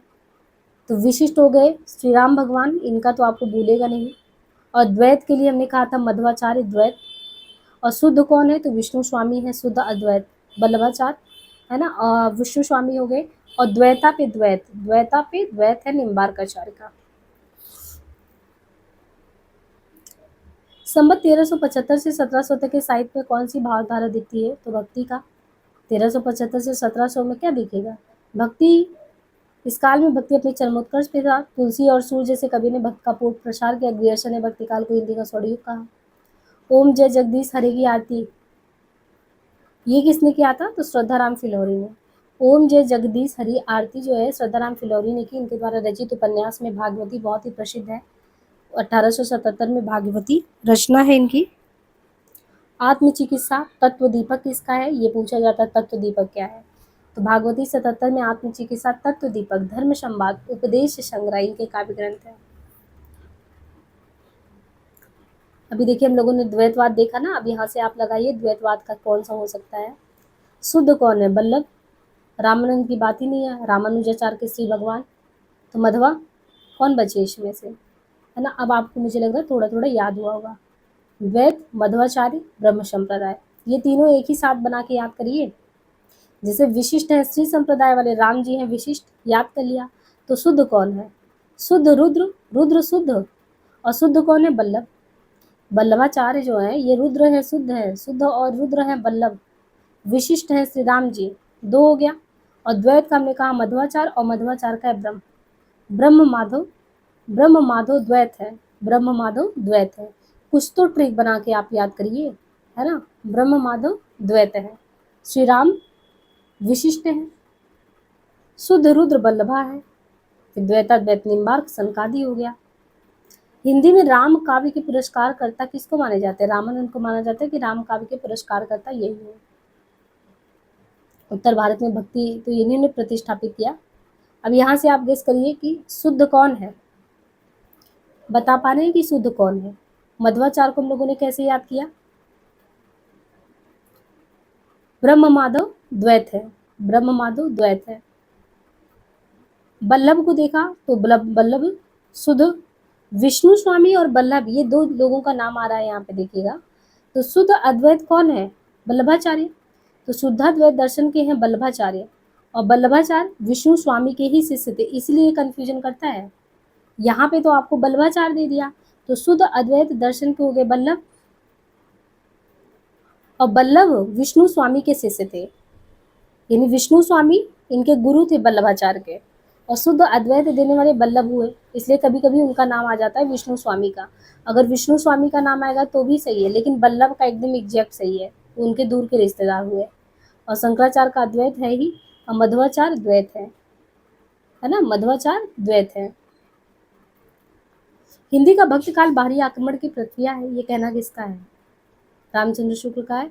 हिंदी का जो भक्ति काल आया है वो बाहरी आक्रमण की प्रक्रिया है, ये किसने कहा है, शुक्ल जी ने कहा है। डॉक्टर ग्रियर्सन ने भक्ति काल का उदय ईसाइयत की देन माना है, तथा हजारी प्रसाद देवी ने भारतीय चिंतन धारा का स्वाभाविक विकास माना है। रामानुजाचार्य के श्री संप्रदाय में किसकी उपासना होती थी, श्री में जो है विष्णु भगवान का करते थे ये लोग। रामानुज की श्री संप्रदाय में विष्णु भगवान की उपासना होती थी। ये राम को किस अवतार में मानते थे, विष्णु का अवतार। राम जी का अवतार क्या है, विष्णु का अवतार। इनका दार्शनिक सिद्धांत क्या था, अब आपको पता चला राम जी श्री संप्रदाय में थे, श्री में विष्णु की उपासना होती थी, और ये राम को ही, जो राम भगवान है उन्हीं को विष्णु का अवतार कहते थे। और इनका दार्शनिक सिद्धांत क्या होता था, विशिष्ट। कहा जाता है कि लक्ष्मी ने इन्हें जिस मत का उपदेश दिया उसी के आधार पर इन्होंने अपने मत का नाम रखा, इसलिए इनके संप्रदाय को श्री संप्रदाय कहते हैं। इनमें से कौन अलवार महिला संत है, आंडाल, इनके बारे में पढ़ा ना हम लोगों ने, अलवार के बारे में, आंडाल के बारे में। अलवार संत जो है दक्षिण के हैं, इनकी संख्या 12 है। आंडाल दक्षिण अवतार, दक्षिण की अलवार महिला संत है। जबकि सहजोबाई का नाम आता है, और सहजोबाई मीराबाई ये उत्तर भारत की महिला संत कवि है। कौन वैष्णव भक्ति का आचार्य नहीं है, शंकराचार्य अद्वैत। देखिए इसमें वैष्णव भक्ति बल्लभाचार्य का भी है, मध्वाचार्य का भी है, रामानुजाचार्य का है। यानी वैष्णव भक्ति मध्वाचार्य, रामानुजाचार्य, बल्लभाचार्य करते, पर शंकराचार्य नहीं करते। बल्लभाचार्य का शुद्ध अद्वैत हो गया, मध्वा का द्वैत हो गया, और रामानुजा का विष्णु हो गया। ये सभी वैष्णव भक्त के आचार्य हैं। वैष्णव भक्ति में ही सगुण की प्रधानता बताते, जबकि शंकराचार्य अद्वैत है। इनका मुख्य धर्म या भक्ति स्मृति है, जिसमें निर्गुण की प्रधानता होती है। भक्तकाल की सीमा 1375 से क्या दिया है, यहाँ पे कोई एग्जैक्ट नहीं दिया है। 1375 से 1700 माना जाता है। और अगर आपने जो है 57 घटा के देखा तो ईस्वी में 1318 से 1643। कौन ब्रह्म संप्रदाय का प्रवर्तक है, फिर से आपको देखिए समझने के लिए यहाँ पे दिए हैं सिद्धांत व सिद्धांतकार, क्योंकि यहाँ से क्वेश्चन इतने आते हैं ना कि आप पूरे भक्ति काल में संप्रदाय को ना याद रखें तो बेकार है। इसलिए मध्वा ब्रह्म, ब्रह्म माधव, मध्वाचार्य ब्रह्म और द्वैत। विशिष्ट मिस्त्री संप्रदाय, विशिष्टाद्वैत। जन्म मृत्यु भी कुछ दिया है सिद्धांतकारों के। इनके अलावा रुद्र संप्रदाय, विष्णु स्वामी शुद्ध अद्वैत, द्वैताद्वैत का। शंकादि संप्रदाय, निम्बार्काचार्य द्वैताद्वैत। रुद्र संप्रदाय, शुद्धाद्वैत। यहाँ पे एक चीज ध्यान से आप देखेंगे तो वल्लभाचार्य का नाम और विष्णु स्वामी जो वल्लभाचार्य के गुरु थे, तो रुद्र संप्रदाय उन्होंने भी चलाया था और उनके शिष्य वल्लभाचार्य जो थे ये भी चलाए थे। तो आप दोनों लोगों को एक साथ ध्यान रख लीजिए ना कि विष्णु वल्लभ दोनों लोगों का है रुद्र, और शुद्ध है ये लोग, रुद्र शुद्ध, विष्णु वल्लभ, क्योंकि विष्णु उनके क्या हुए, गुरु हुए। और श्री राम का विशिष्ट याद हो गया है, ब्रह्म मध्व द्वैत हो गए। इनके अलावा सनकादि जो है वो विष्णु स्वामी, सनकादि संप्रदाय निम्बार्का द्वैताद्वैत है। अब इनके अलावा एक राधा बल्लभ हित हरिवंश। भ्रमर गुफा के लिए दूसरा उपयुक्त नाम क्या है, भ्रमर गुफा का मतलब ब्रह्मरंध्र। निम्नलिखित में से कौन श्री कृष्ण भक्ति का संप्रदाय नहीं है, श्री कृष्ण भक्ति का संप्रदाय नहीं, हरिदासी है, गौड़ी है, श्री वल्लभ है, लेकिन तत्सुखी नहीं है। तत्सुखी संप्रदाय कृष्ण भक्ति से जुड़ा नहीं, तत्सुखी के प्रवर्तक है जीवाराम। एक तो आपको ये मिल गया कि जीवाराम किसके हैं, तत्सुखी के। ये सब के बारे में आपने देखा होगा, लास्ट में सखी संप्रदाय, तत्सुखी संप्रदाय के बारे में बहुत ही संक्षेप में बताया गया था शुक्ल जी वाली किताब में। तो तत्सुखी के हैं जीवाराम। एक तो ये पता चला आपको ये कृष्ण भक्ति से नहीं है, क्योंकि हम लोगों ने अभी तक राम भक्ति शाखा तक ही खत्म किया है, प्रकरण 5 है कृष्ण भक्ति शाखा। और श्री वल्लभ संप्रदाय वल्लभाचार्य द्वारा है, हरिदासी स्वामी हरिदास द्वारा है, गौड़ी संप्रदाय जो है चैतन्य महाप्रभु द्वारा है। तो ये तीनों जो है, जो तत्सुखी है ये नहीं है। निम्नलिखित संप्रदाय को उनके अनुयायियों के साथ मिलाना है, फिर से वही चीजें हैं। देखिए वल्लभ संप्रदाय को मानने वाले हैं गोविंद स्वामी वल्लभाचार्य। निम्बार्क के हरिव्यास, देखिए निम्बार्क संप्रदाय को हरिव्यास देव मानते हैं, वल्लभ संप्रदाय को गोविंद स्वामी। राधा वल्लभ के दामोदर दास अनुयायी हैं, हित हरिवंश। चैतन्य संप्रदाय गदाधर भट्ट उसको मानते हैं, चैतन्य महाप्रभु। हरिदासी सखी या टट्टी संप्रदाय, ये देखिए हरिदासी भी कहते हैं, सखी संप्रदाय भी, टट्टी संप्रदाय भी, और इसके फॉलोअर है जगन्नाथ गोस्वामी और स्वामी हरिदास पुरस्कार करता। बरवे नायिका भेद पहले भी आपने पढ़ लिया है, किसका है, रहीम दास का। अंग दर्पण रचना बहुत इंपॉर्टेंट है, रसलीन का है अंग दर्पण। अंग दर्पण किसकी रचना है, रसलीन का। बिहारी सस्ते का बिहारी, रसराज है मतिराम का। रामचरितमानस, पद्मावत, सूरसागर, कबीर, दोहारी जैसे ग्रंथ किस काल की देन है, तो भक्ति काल की है। इसको तो आपने पढ़ा ही, तो भक्ति काल की देन है ही। विभिन्न मतों के आधार पर हिंदी में भक्ति काव्य की कितनी शाखाएं मानी जाती हैं, तो 4 है। अब उसमें देखिए निर्गुण और सगुण, और इनमें से भी दो है, ज्ञानाश्रय प्रेमाश्रय और सगुण की रामाश्रय कृष्णाश्रय। यहाँ पे फिर से वही संप्रदाय को मिलाना है आपको। अब तो बिल्कुल आपको याद भी हो गया होगा, शुद्ध कौन है, श्री कौन है ना। शुद्ध के प्रतिपादक आचार्य वल्लभाचार्य, अद्वैत शंकराचार्य, विशिष्ट द्वैत के प्रतिपादक रामानुजा और द्वैत के मध्वाचार्य। आचार्य हजारी प्रसाद द्विवेदी के अनुसार संप्रदायों को सही क्रम में लगाना है। श्री है, ब्रह्म है, रुद्र है, सनकादि है, वल्लभ है। तो विशिष्ट कौन है, ब्रह्म कौन है, मध्वा द्वैत, रुद्र विष्णु स्वामी शुद्ध, सनकादि निम्बार्का द्वैताद्वैत, वल्लभ वल्लभाचार्य शुद्ध। भक्ति काव्य को भारतीय चिंतन धारा का स्वाभाविक विकास किसने माना है, हजारी प्रसाद जी ने। हजारी प्रसाद जी ने माना है कि भक्ति काव्य जो है वो भारतीय चिंतन धारा का स्वाभाविक विकास है। हजारी प्रसाद द्विवेदी जी ने माना है रामचंद्र शुक्ल ने इस्लामी आक्रमण की प्रक्रिया, ग्रियर्सन ने ईसाइयत की देन माना है। ओने घटा परि जग चाहा, आवत जात पनैया टूटी, अति मलिन वृषभानु कुमारी, कीरत भनित भूत बल सोई। अब ये जो इम्पोर्टेंट पंक्तियां ऐसे ही आता है एग्जाम में। ओने घटा परि जग छाहा, ओने घटा परि जग छाहा पंक्ति कार है इसके जैसी। आवत जात पनहिया टूटी कुमन दास की पंक्ति है। अति मलिन वृषभानु कुमारी सूरदास की पंक्तियां हैं। कीरति भनित भूत बल सोई तुलसीदास की पंक्ति है। यहाँ पे फिर देखिए दार्शनिक मत को किसके दर्शन है उनसे मिलाने हैं। अद्वैतवाद किसका है, तो अद्वैत है रैदास शंकराचार्य। विशिष्ट कौन है, तुलसीदास रामानुजाचार्य। शुद्ध कौन है, कुंभनदास वल्लभाचार्य। तो अद्वैत को, शंकराचार्य के अद्वैत को मानने वाले कवियों में रैदास है। विशिष्ट तुलसीदास मानते हैं रामानुजाचार्य में।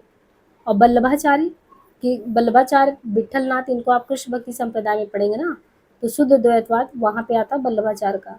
और सखी संप्रदाय हरिदास का, स्वामी हरिदास का। अद्वैतवाद शंकराचार्य प्रवर्तक है। तो इसमें आप देखेंगे शुद्ध द्वैतवाद वल्लभाचार्य, द्वैतवाद मध्वाचार्य, विशिष्ट द्वैतवाद रामानुजाचार्य। अब यहाँ से आपका शुरू होता है संत काव्य से रिलेटेड क्वेश्चन, जो करीबन 236 क्वेश्चन कितना करके है आपका। तो कुछ हम इसमें कर लेते हैं, कुछ नेक्स्ट पार्ट में कर लेंगे। तो 2 पार्ट में आपका पूरा यहाँ पे रचना कंप्लीट हो जाएगा।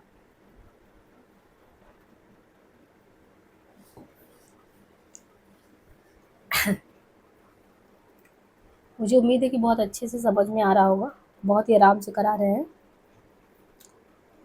कबीरदास में जो रहस्यवाद पाया जाता है वह अधिकतर सूफियों के प्रभाव के कारण है। ये कहना किसका है, कबीरदास में कह रहे हैं कि जो रहस्यवाद पाया जाता है वो अधिकतर किसकी वजह से, रहस्यवाद सूफियों के प्रभाव से। शुक्ल जी कहते हैं, अब ये देखिए लेक्चरर के जीडीसी में क्वेश्चन आया है, सीधे शुक्ल जी की किताब से पहले ही क्वेश्चन। कबीरदास जी देखिए नाथपंथियों से हठयोग भी लिए थे, तो प्रेम मार्गी शाखा से भी चीज़ों को लिए थे। और जो प्रेम मार्ग में जो रहस्यवाद का आवरण डाल के कोई भी चीज़ों को सामने रखा जाता था, तो करें कबीर में ये कैसे आया रहस्यवाद, वो ज़्यादातर सूफियों के प्रभाव की वजह से आया। ये कहना है शुक्ल जी का। शुक्ल जी कबीर को संत काव्यधारा का पहला कवि मानते हैं। भाषा है सदुकड़ी। ज्यों तिरिया पीहर बसे, सूरत रहे प्यो माही, ऐसे जन जग में रहे गुरु को भूले नाही। ये पंक्तियाँ किसकी है, सहजोबाई। अभी जब हम लोगों ने पढ़ा था कि कैसे दक्षिण भारत की अंडाल संत थी, वैसे ही मीराबाई और सहजोबाई थी उत्तर भारत में। और जीडीसी में देखिए क्वेश्चन आया कि ज्यों तिरिया पीहर बसे, सूरत रहे प्यो माही, ऐसे जन जग में रहे गुरु को भूले नाही। ये पंक्ति है सहजोबाई का। सहजोबाई निर्गुण काव्यधारा की संत कवियत्री थी। ये महात्मा चरण दास की शिष्या थी। चारण दास, महात्मा चारण दास की शिष्या थी। इनके द्वारा रचित कृति है सहज प्रकाश। तो सहजोबाई महात्मा चारण दास की शिष्या सहज प्रकाश। प्रभु जी तुम चंदन हम पानी, जाकी अंग अंग बस समानी। ये किसकी पंक्ति है, बहुत ही प्रसिद्ध है, तो ये रैदास का है। प्रभु जी तुम चंदन चंदन हम पानी, संत रैदास रविदास। रैदास को देखिए मीराबाई और उदय के गुरु के रूप में भी माना जाता है। रैदास के कुल 40 पद जो कि गुरु ग्रंथ में संकलित काव्य पंक्तियों में इनकी प्रसिद्ध पंक्ति है, जाके कुटुम सब ढोर ढोवत फिरई आज बनारस आसा पासा। इसलिए कहा जाता है ना कि कबीर भी बनारस के आसपास के थे, ये भी थे।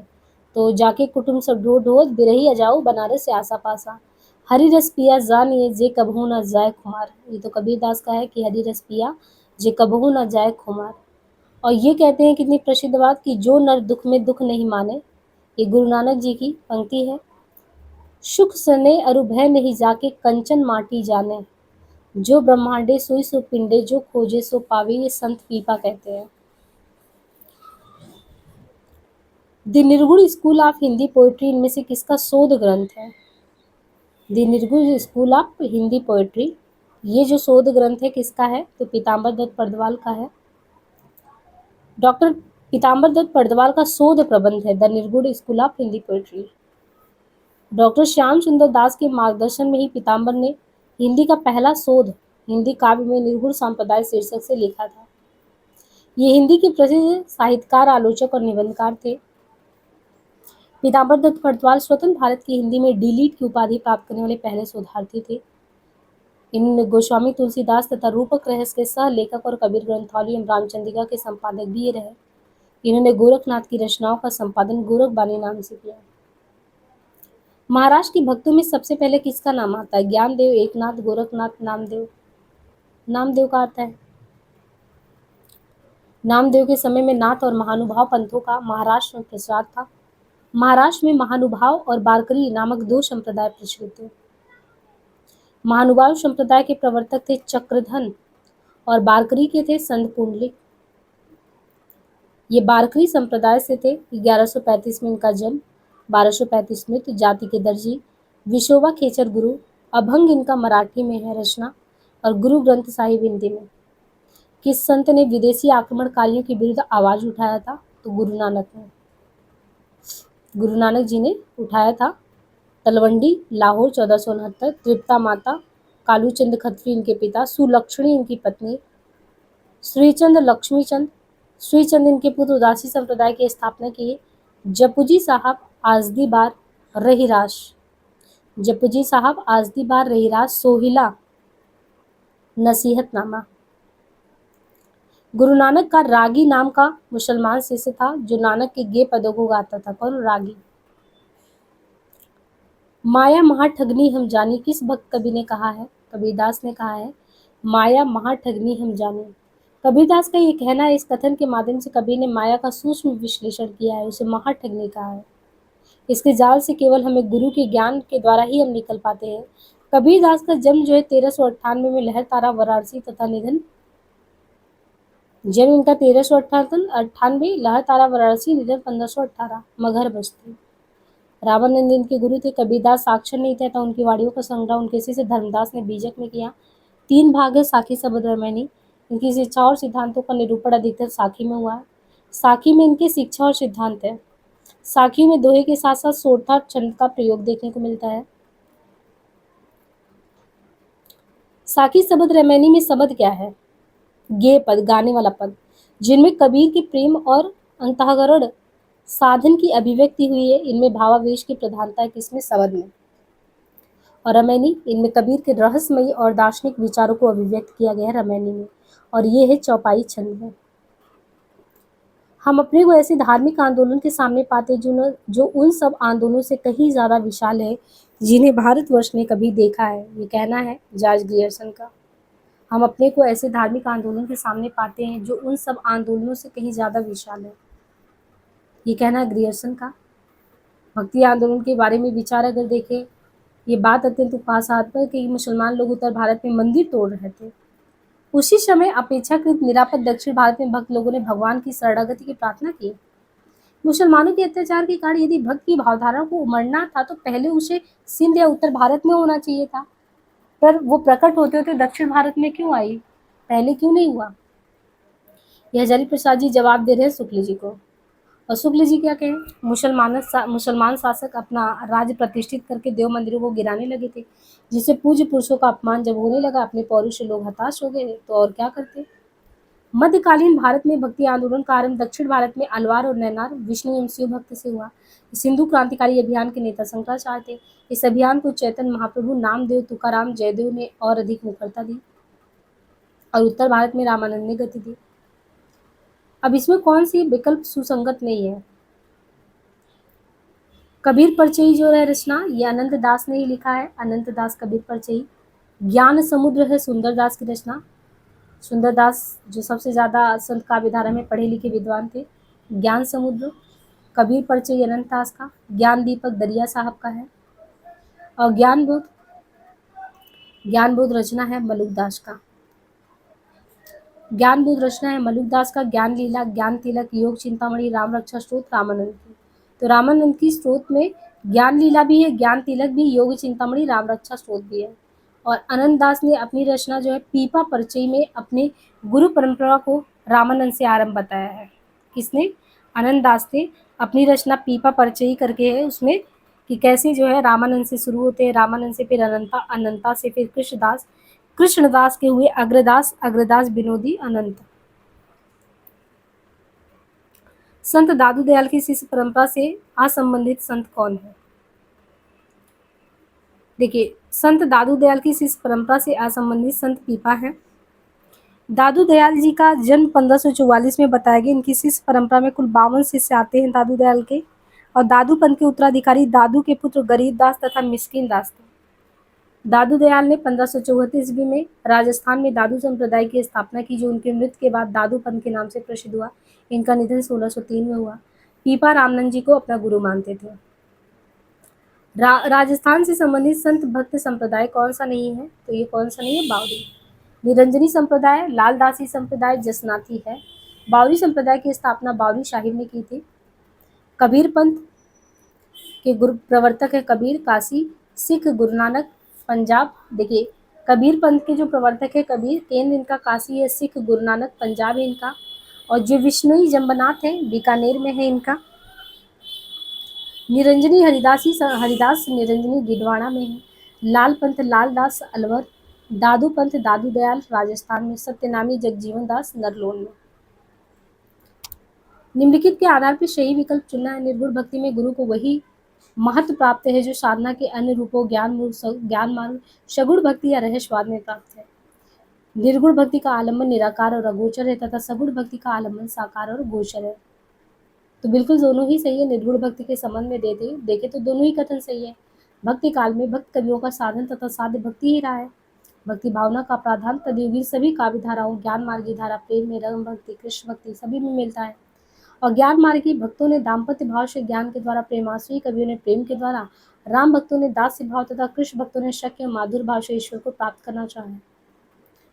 भक्ति काल के वैसे तो सभी कवियों ने गुरु की महिमा को स्वीकार किया है, उनका विविध रूप में बखान किया है। गुरु की महत्ता के मूल में पूर्ववर्ती संस्कृत साहित्य का संस्कार तो था ही, साथ में ईश्वर प्राप्ति हेतु साधना भी था।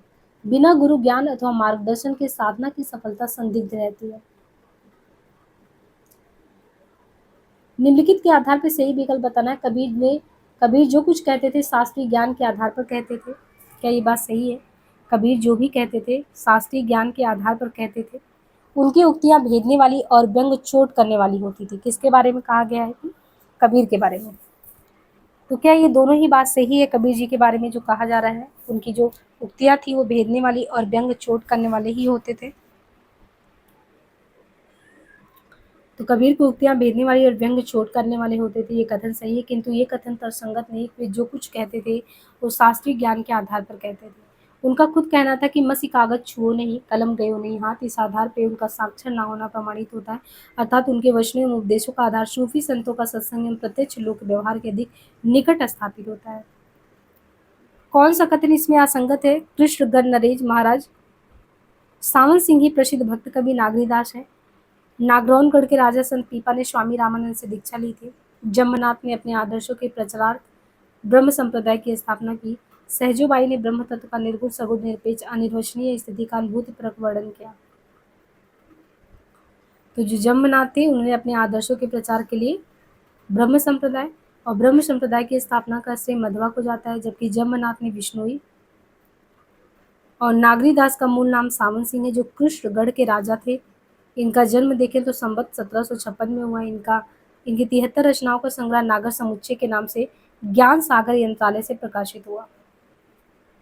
और भक्त पीपा जी का जन्म विक्रम संवत 1380 में राजस्थान में कोटा से 45 मील पूर्व दिशा में गंगरोनगढ़ में हुआ, जहाँ के राजा के रूप में संवत 1400 में इनका राज्याभिषेक हुआ। इन्होंने संवत 1414 में संत रामानंद से दीक्षा ली थी। सहजोबाई का जन्म तो 1725 को हुआ था। ये चरण दास की शिष्या थी। सहजोबाई चरण दास की शिष्या थी। इनका एकमात्र ग्रंथ सहज प्रकाश। इन्होंने ब्रह्म तत्व का निर्गुण सगुण निरपेक्ष अनिर्वचनीय स्थिति का अनुभूति परक वर्णन किया। कबीरदास ऐसे ही मिलन मंच पर खड़े थे जहां से एक और हिंदुत्व निकल जाता और दूसरी और मुसलमानत्व। ये कहना है हजारी प्रसाद जी का कि कबीर ऐसे जगह पे वो खड़े थे कबीर जी कि जहां से अगर देखा जाए तो एक प्रकार से कबीर कहते हैं कि कबीर ने अपनी झाड़ फटकार के द्वारा हिंदू और मुसलमानों के कट्टरपन को दूर करने का जो प्रयास किया वो अधिकतर चिढ़ाने वाला ही सिद्ध हुआ, हृदय को स्पर्श करने वाला नहीं। ये तो शुक्ल जी ने कहा था। लेकिन कबीरदास ऐसे ही मिलन बिंद पर खड़े थे जहां से एक और हिंदू तो निकल जाता और दूसरी ओर मुसलमान। तो ये हजारी प्रसाद जी का कहना है। कबीर की भाषा पंचमेल खिचड़ी है, श्याम सुंदर दास का कहना है। और कबीर का जो जीवन काल उन्हें रामानंद, सिकंदर लोधी, पीपा नानक आदि के समकालीन बना देता है डॉक्टर शनान से। निम्न में से किसका जन्म 1469 में कार्तिक पूर्णिमा के दिन पंजाब के तलवंडी में हुआ था? तो गुरु नानक देव थे, सिख संप्रदाय के मूल प्रवर्तक आदि गुरु। इनकी रचनाएं हैं जपुजी, आजदी बर, रहीरास और सोहिला। जपुजी नानक दर्शन का सार तत्व है। नसीहत नामा नानक देव की महत्वपूर्ण रचना है। नसीहत नामा जपुजी में इनके दर्शन का सार है। वैसे तो रचना देखिए, जपुजी भी, आजदी बार भी, रहीरास और सोहिला भी है, लेकिन जपुजी कौन सा है? इनके दर्शन का सार तत्व। और नसीहतनामा महत्वपूर्ण रचना है। निर्गुण भक्ति काव्य धारा में उदासी संप्रदाय के प्रवर्तक कौन थे? तो श्रीचंद, आपने पढ़ा होगा, श्रीचंद लक्ष्मीचंद किसके बेटे थे? गुरु नानक जी के। उदासी संप्रदाय की स्थापना करता यही किए थे स्थापना। और बल्लभ संप्रदाय, बल्लभाचार्य, निम्बार्क का निम्बार्काचार्य। राधा बल्लभ संप्रदाय, राधा बल्लभ के हित हरिवंश, हरिदासी के स्वामी हरिदास। गौड़ी के चैतन्य महाप्रभु। तत्सुकी के जीवाराम है। रुद्र के विष्णु स्वामी। दादूपंत के दादू दयाल। संत साहित्य के संबंध में कौन सा कथन उचित नहीं है?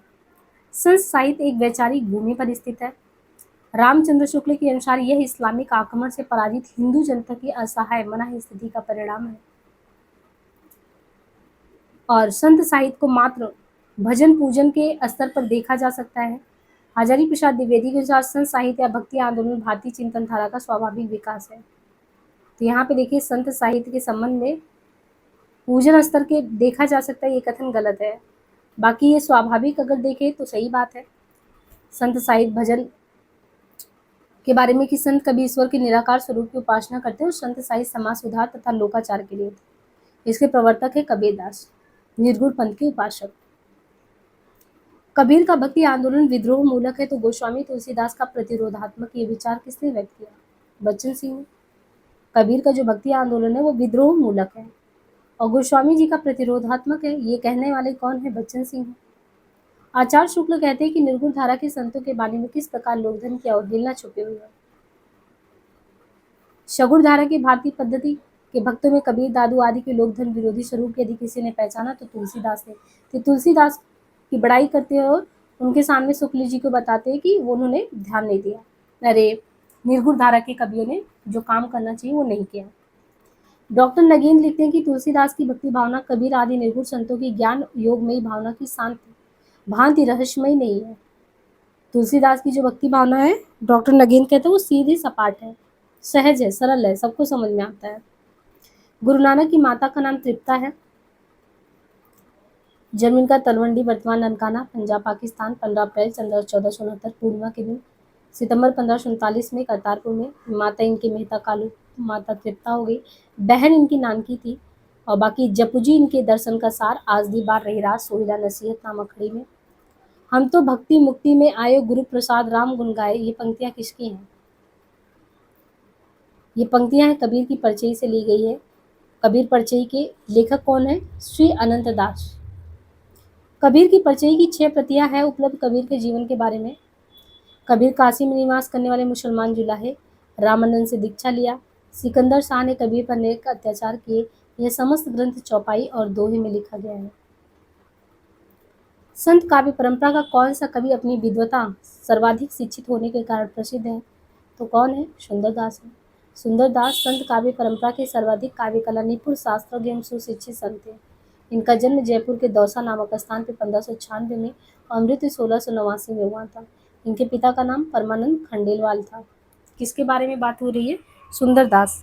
संत काव्य परंपरा के सर्वाधिक काव्य कला निपुण, शास्त्रज्ञ एवं सुशिक्षित संत। जन्म जयपुर के दौसा में 1596 में और मृत्यु 1689 में। पिता का नाम परमानंद खंडेलवाल तथा सुंदरदास के गुरु दादू दयाल। ज्ञान समुद्र और सुंदर बिलास इनकी रचना है। कबीर कुत्ता राम मोतिया मेरा नाव, गले राम की जीवड़ी जीत खींचे तिताओ, ये कहना है। इसमें आत्मसमर्पण का भाव, लेकिन जो है दोहे में आत्मसमर्पण की मानसिकता व्यक्त हुई है। प्रस्तुत दोहा भक्ति काल के निर्गुण काव्य धारा के प्रतिनिधि कवि कबीरदास जी की है। कबीर अरबी भाषा का शब्द है जिसका अर्थ है कबीर मतलब महान या श्रेष्ठ।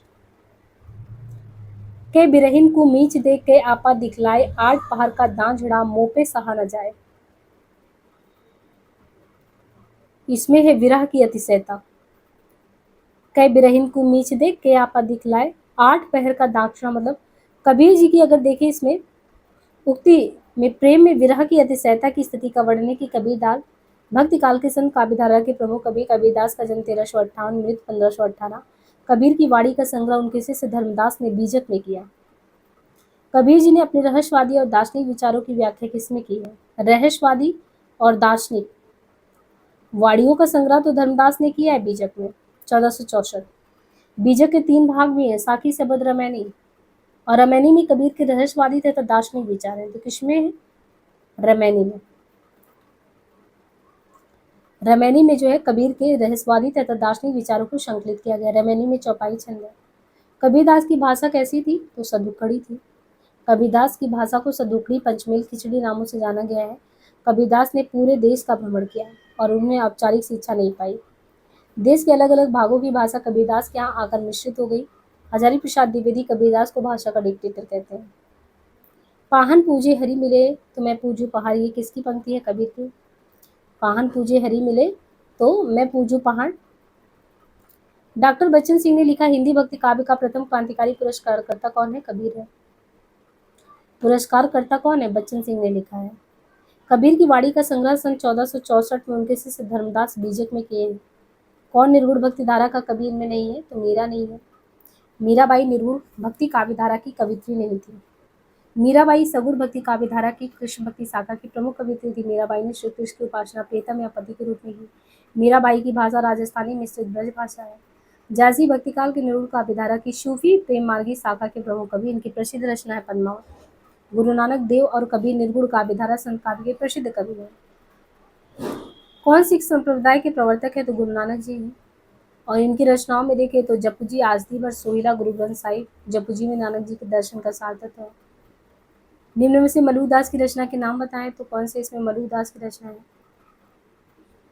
रतन खान मलुकदास, बेगावती कुतबन, सुंदर विलास सुंदरदास का है, बीजक कबीरदास का है। अकबर ने गोवध बंद करवा दिया था तो क्यों? किस रचना से प्रभावित होकर अकबर ने गोवध बंद कराया था? तो दादू पंथ में जो दादू दयाल है इनके चमत्कारों की कई कथाएं प्रचलित है। कहा जाता है कि दादू के चमत्कारों से ही प्रभावित होकर अकबर ने आमेर नरेश मानसिंह प्रथम से दादू दयाल को फतेहपुर सीकरी बुलवाया और अकबर ने 40 दिनों तक दादू के प्रवचन सुने। उन्हीं से प्रेरित होकर गोहत्या बंद कर दी थी। इतना आप कह सकते हैं कि दमखम होता था साहित्यकारों में। चलती चाकी देख के दिया कबीरा रोए, दो पाटन के बीच में साबुत बचा न खोए। ये किस मतलब कि जो लक्षण अभिधा व्यंजना होता है तो ये जो है व्यंजना सब शक्ति में कहा गया। पंक्ति कबीरदास की है। यहाँ चलती चाकी को देखकर कबीर के दुखी होने की बात कही है, जिसके द्वारा ये अर्थ व्यंजित है कि संसार चक्की के समान है जिनके जन्म और मृत्यु 2 पार्टों में हुए हैं। शब्दों के अर्थ का बोध कराने वाले व्यापार को सब शक्ति कहते हैं। अभिधा व्यंजना लक्षण। अभिधा क्या होता है? जिसका सीधा सरल अर्थ पाठक को समझ में आ जाए, अभिधा है। व्यंजना क्या है? जब किसी शब्द के अभिप्रेत अर्थ का बोध ना हो। अभिधा में तो डायरेक्ट कह दिया जाता है, पर व्यंजना में जब किसी शब्द के अभिप्रेत अर्थ का बोध ना तो मुख्यार्थ से और न ही लक्ष्यार्थ से, न मुख्य अर्थ से न लक्ष्यार्थ से, तो बल्कि कथन के संदर्भ के अनुसार अलग अलग अर्थ या व्यंग्यार्थ से। शाब्दिक व्यंजना और आरती व्यंजना होता है। लक्षण में मुख्यार्थ में बाधा होने पर रूढ़ या प्रयोजन के कारण जिस शक्ति के द्वारा मुख्यार्थ से संबंधित अन्य अर्थ लक्षित हो, लक्षणा है। मनुआ तो दहु दिसी फेरे, यह तो सुमरन ना है। ये किसका है? कबीर का है। कबीर की वाणियों का संकलन बीजक में है। साखी सबद रामायणी। बल्लभ ने बल्लभाचार्य द्वारा पुष्टि मार्ग में दीक्षित भक्तिमाल के सगुण काव्यधारा के कृष्ण भक्ति कवि सूरदास की प्रमुख रचनाओं में सूरसागर सरावली साहित्य लहरी है। रसखान का पूरा नाम सैयद इब्राहिम है। सुजान रसखान और प्रेम वाटिका इनकी प्रमुख रचनाएं हैं। रास पंचाध्यायी, मन्नाष्टक, रहीम दोहावली, अतड़िया झाई पड़ी पद निहार निहार, जबड़िया छाला पड़िया, राम पुकार पुकार, ये जो है सूफी साधना से रिलेटेड है। कबीर द्वारा रचित इस साखी में सूफी साधना पद्धति का प्रमुख प्रभाव है और सूफियों ने प्रेम की पीर की बात कही है। कबीर का जीवात्मा भी उस प्रेम के लिए तड़पता है। हर क्षण मिलन की व्याकुलता देखकर ऐसा लगता है कि कबीर की यह वियोग साधना सूफियों के प्रभाव के कारण ही है। कबीर की वाणी का संग्रह उनके शिष्य धर्मदास ने बीजक नाम से सन 1464 में 3 भागों में साखी सबद रामायणी में किया। दुल्हन गाहू मंगल 4 पद में प्रेम का कौन सा रूप है? तो ये है दाम्पत्य प्रेम। इस पद में कबीर अपनी आत्मा को दुल्हन के रूप में व्यक्त करते हैं। राम यानी परमात्मा को भरतार या पति के रूप में, कबीर अपने आप को इस पद में प्रेम के उच्चतर अवस्था में स्त्री हृदय के समतुल्य पाते हुए अपने आप को दुल्हन के रूप में देखते हैं और भाव समाधि की अवस्था में पाते हैं कि परमात्मा परमात्मा के सुमिरन की प्रक्रिया में उनके राम अर्थात भरतार के रूप में उनके आहो भाव में व्यक्त हो। प्रसिद्ध रचना निर्गुण संत निरोमणि कबीरदास द्वारा रचित यह उलटबासी उनके ग्रंथ बीजक के रमैनी से है। बच्चन सिंह ने लिखा है कि हिंदी भक्ति काव्य का प्रथम क्रांतिकारी पुरस्कारकर्ता कौन है, तो कबीर है। कबीर के गुरु का नाम रामानंद, किंतु मुसलमानों के अनुसार कबीर के गुरु का नाम शेख फकीर शेख तकी था। एक अचंबा देखा रे भाई, ठाढ़ा सिंह चरावे गाई, पहले पूत पीछे भई माई, चेला के गुरु लागे पाई, जल की मछली तरवर ब्याई, पकड़ी बिलाई, मुर्गे खाई, बलही डरे गुन घर आई, कूता को ले बिलाई। इसमें जो है बूझना है तो ये भक्ति की चरम दशा के बारे में बताया गया है। कबीरदास भक्ति की चरम सीमा को ज्ञान मानते हैं। जहाँ भक्त का भगवान से साक्षात्कार हो उनके लिए वही भक्ति की चरम सीमा है। आचार्य शुक्ल ने कहा है कि उन्होंने कबीर भारतीय ब्रह्मवाद के साथ सूफियों के भावात्मक रहस्यवाद, हठयोगियों के साधनात्मक रहस्यवाद और वैष्णव के अहिंसावाद तथा प्रकृतिवाद का मेल करके अपना पंथ खड़ा किया। कबीर का जन्म काशी में हुआ था। नीरू नीमा नामक जुलाहा दंपति ने इनका पालन पोषण किया। इनके मृत्यु 1398 से 1518 में मगहर में हुआ। कबीर की पत्नी का नाम लोई था, पुत्र पुत्री का नाम कमार और कमाली। आचार्य हजारी प्रसाद द्विवेदी ने कहा है, कबीरदास का भक्त रूप ही इनका वास्तविक रूप है। कबीरदास के पदों में जो महान प्रकाश पुंज है वे बौद्धिक आलोचना के विषय नहीं है। ढाई आकर प्रेम को पढ़े सो पढ़ ली, तो ये पंक्ति किसकी है, तो ये है कबीर की। कबीर कहते हैं कि पुस्तकें पढ़कर ज्ञान हासिल किया जा सकता है, परंतु व्यक्ति सिर्फ पुस्तकें पढ़कर ईश्वर का साक्षात्कार नहीं कर सकता। ढाई अक्षर का एक शब्द है प्रेम, जो उसको पढ़ लिया यानी परमात्मा से जिन्हें प्रेम हुआ और उसका दर्शन पा लिया वही वास्तव में पंडित है। विधि कर चरित न जाने आनु, जो सिजा जो जाहि आनु, ये कुतुबन की पंक्ति है। जेहि के बोल बिरह के धाया, कऊ के ही बुक कहाँ ते छाया, ये जायसी की पंक्ति है। गुरु नानक का जन्म कहाँ हुआ था, तो ये हुआ था तलवंडी में। गुरु नानक का जन्म रावी नदी के किनारे स्थित तलवंडी नामक गांव में कार्तिक पूर्णिमा को एक खत्री कुल में हुआ था। तलवंडी का नाम आगे चलकर नानक के नाम पर ननकाना पड़ा। गुरु नानक भक्ति काल में निर्गुण धारा की ज्ञानाश्रयी शाखा से संबंधित थे। शुक्ल लिखते हैं कि भक्तिभाव से पूर्ण होकर वे भजन गाया करते थे। उनका संग्रह गुरु ग्रंथ साहिब में किया गया है।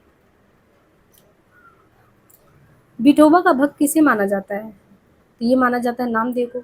विठोबा का भक्त नामदेव को माना जाता है। संत नामदेव विठोबा केजर को गुरु के रूप में मानते हैं। संत नामदेव का वारकरी संप्रदाय आज तक उत्तरोत्तर विकसित हो रहा है। मुख बानी नामक पुस्तक में इनकी रचनाएं संकलित है। मीराबाई ने रैदास को अपना गुरु माना। सूरदास गौ घाट पर बल्लभाचार्य से दीक्षा लिए थे, फिर गोवर्धन पर्वत गए और श्रीनाथ की सेवा में लग गए। श्रृंगार रस के घोर विरोधी कौन से संत कवि हैं, श्रृंगार रस को सुंदरदास जो संत काव्य धारा में बहुत शिक्षित है और श्रृंगार रस के इनको घोर विरोधी संत के रूप में देखा जाता है। सुंदरदास दादू दयाल के शिष्य थे। ये निर्गुण मार्गियों में एकमात्र संत है जो शिक्षित है अर्थात व्याकरण रीति से परिचित थे। रसिक प्रिया रस मंजरी और श्रृंगार ही जान, चतुराई करे बहुत विधि विषय बनाई आन। सुंदरदास की दो रचनाएं हैं। सुंदर विलास में 34 अंग है और ज्ञान समुद्र में 35 उल्लास है। इनके रचनाओं का संकलन पुरोहित हरिनारायण शर्मा ने सुंदर ग्रंथावली नाम से किया है। कबीर की उलटवासियों में कौन सा रस प्रमुख है, तो उलटवासियों में इनका अद्भुत रस है। सीधे सीधे ना कहकर घुमा फिरा के बात कहते हैं। मगहर और लोई से किस कवि का संबंध है, तो कबीरदास का है मगहर और लोई से संबंध। कबीर की पत्नी का नाम लोई, पुत्र और पुत्री कमाल और कमाली। कबीर की वाणी का संग्रह उनके शिष्य धर्मदास ने बीजक में सन 1464 में किया। बीजक के हैं रमैनी सबद साखी भाग। हजारी प्रसाद द्विवेदी ने कबीर को भाषा का डिक्टेटर कहा। शुक्ल ने कहा कि इसमें कोई संदेह नहीं कि कबीर ने ठीक मौके पर जनता के इस बड़े भाग को संभाला जो नाथपंथियों के प्रभाव से प्रेम भाव और भक्ति रस से शून्य पड़ता जा रहा था। पत्नी का नाम क्या है इनकी, लोई है। बच्चन सिंह ने हिंदी भक्ति काव्य का प्रथम क्रांतिकारी पुरस्कारकर्ता इन्हीं को माना है। भाषा का डिक्टेटर द्विवेदी जी ने माना है। निम्न से कौन सी प्रवृत्ति संत काव्य की इनमें से नहीं है, तो गुरु की महत्ता है रहस्यवादी भावना, ब्रह्म बाहा आडंबरों का खंडन मंडन, लेकिन वर्ण व्यवस्था को प्रोत्साहन ये नहीं देते थे। अजगर करे ना चाकरी, पंछी करे ना काम, ये तो बहुत ही प्रसिद्ध पंक्ति है मलुकदास की। मलुकदास के शिष्य कौन थे, मलुकदास के शिष्य हैं मथुरा दास और इन्होंने मलुक परचाई लिखा।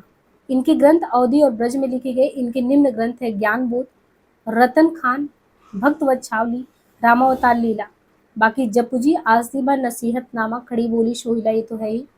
निर्गुण भक्ति के कवि कौन नहीं है इनमें से? निर्गुण भक्ति के रामानुजाचार्य नहीं है, कबीर है, रैदास है, दादू है। श्री रामानुजाचार्य निर्गुण भक्ति के कवि नहीं बल्कि राम भक्ति शाखा के हैं। इन्होंने श्री संप्रदाय तथा विशिष्ट द्वैतवादी की स्थापना की, जबकि रैदास, कबीर, दादू तीनों ही निर्गुण भक्ति धारा की ज्ञानाश्रयी शाखा के कवि हैं। निम्नलिखित में से कौन संत कवि नहीं है इसमें से? श्रीधर पाठक संत कवि नहीं है बल्कि आधुनिक युग के खड़ी बोली के प्रथम स्वच्छंदतावादी कवि हैं, जबकि दादू, सुंदरदास, कबीर संत काव्यधारा के कवि हैं। कौन ज्ञान मार्गी शाखा के कवि नहीं है इसमें? तो कुदबन नहीं है। कुदबन ज्ञान मार्गी शाखा के कवि नहीं बल्कि ये प्रेम मार्गी अवधी भाषा में रचित मिर्गावती इनकी प्रसिद्ध रचना है। असाइद, मुल्ला दाऊद, दामोदर कबीर, जायसी, उस्मान, शेख नबी, कासिम, सानूर मोहम्मद, ये सभी हैं। और ज्ञान मार्गी कवियों में कबीर है, नामदेव है, रैदास, गुरु नानक, दादू दयाल, मलूकदास, सुंदरदास। कबीर परचई जो रचना है अनंत दास की है। कबीर परचई के रचनाकार कौन है? अनंत दास है।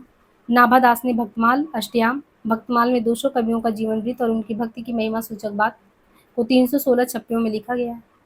अष्टयाम अवधी और ब्रजभाषा में दोहा चौपाई में लिखा गया है। सुंदरदास की रचना ज्ञान समुद्र और सुंदर विलास है।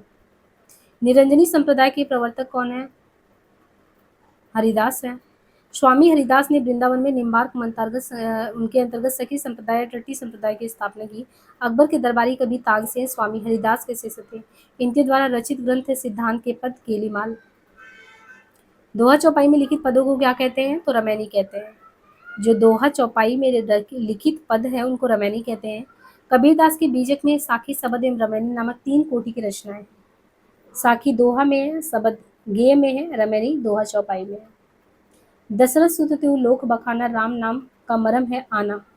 इन पंक्तियों के माध्यम से कबीर कहना क्या चाहते हैं? इन पंक्तियों के माध्यम से कबीर का कहना क्या है?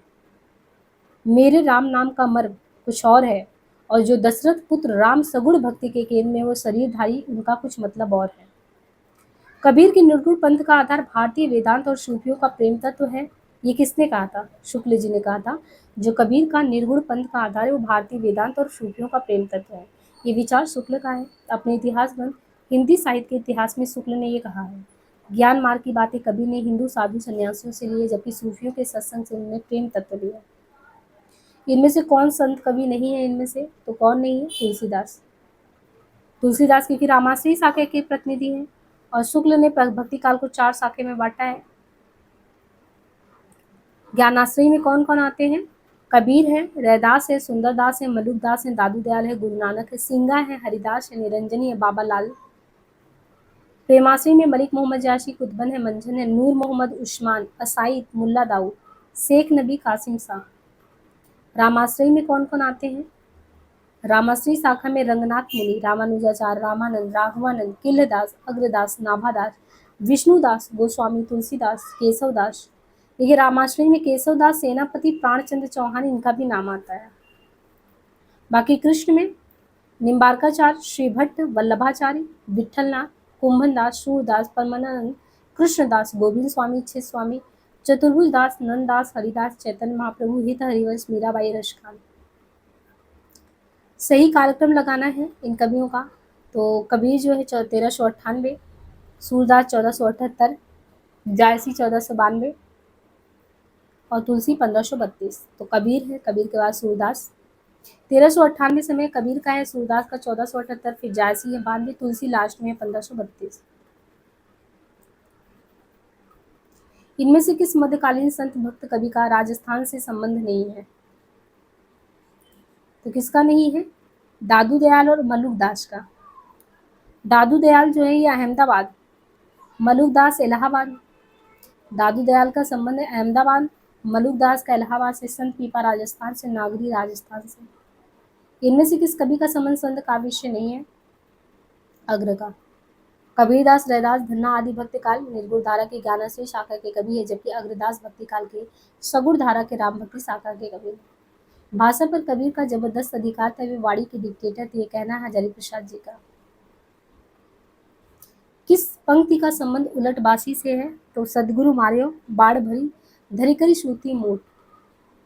तो आकाशी मुख औधा कुआ पताले पनिहारी भक्ति का संबंध उलटवासी से है। उलटवासी मतलब सीधे सीधे ना कहकर घुमा फिरा कर बात को कहना, यही चीज़ है। संतों में विशेष रूप से कबीर ने अनेक उलटवासियों की रचना की। कबीर की वाणी का संग्रह उनके शिष्य धर्मदास ने बीजक नाम से सन 1464 में किया। इनके 3 भाग हैं, साखी सबद रामायण। और कबीर को भाषा का डिक्टेटर हजारी प्रसाद द्विवेदी ने कहा। कबीर की भाषा को श्याम सुंदर दास ने पंचमेल खिचड़ी और कबीर की भाषा को सदुकड़ी माना जाता है। तो हम और जो है क्वेश्चन नेक्स्ट पार्ट में कर लेंगे। आज के लिए यहीं पे इसको एंड करते हैं। एक पार्ट और आएगा और सारे क्वेश्चन आपके इसी में हो जाएंगे। धन्यवाद।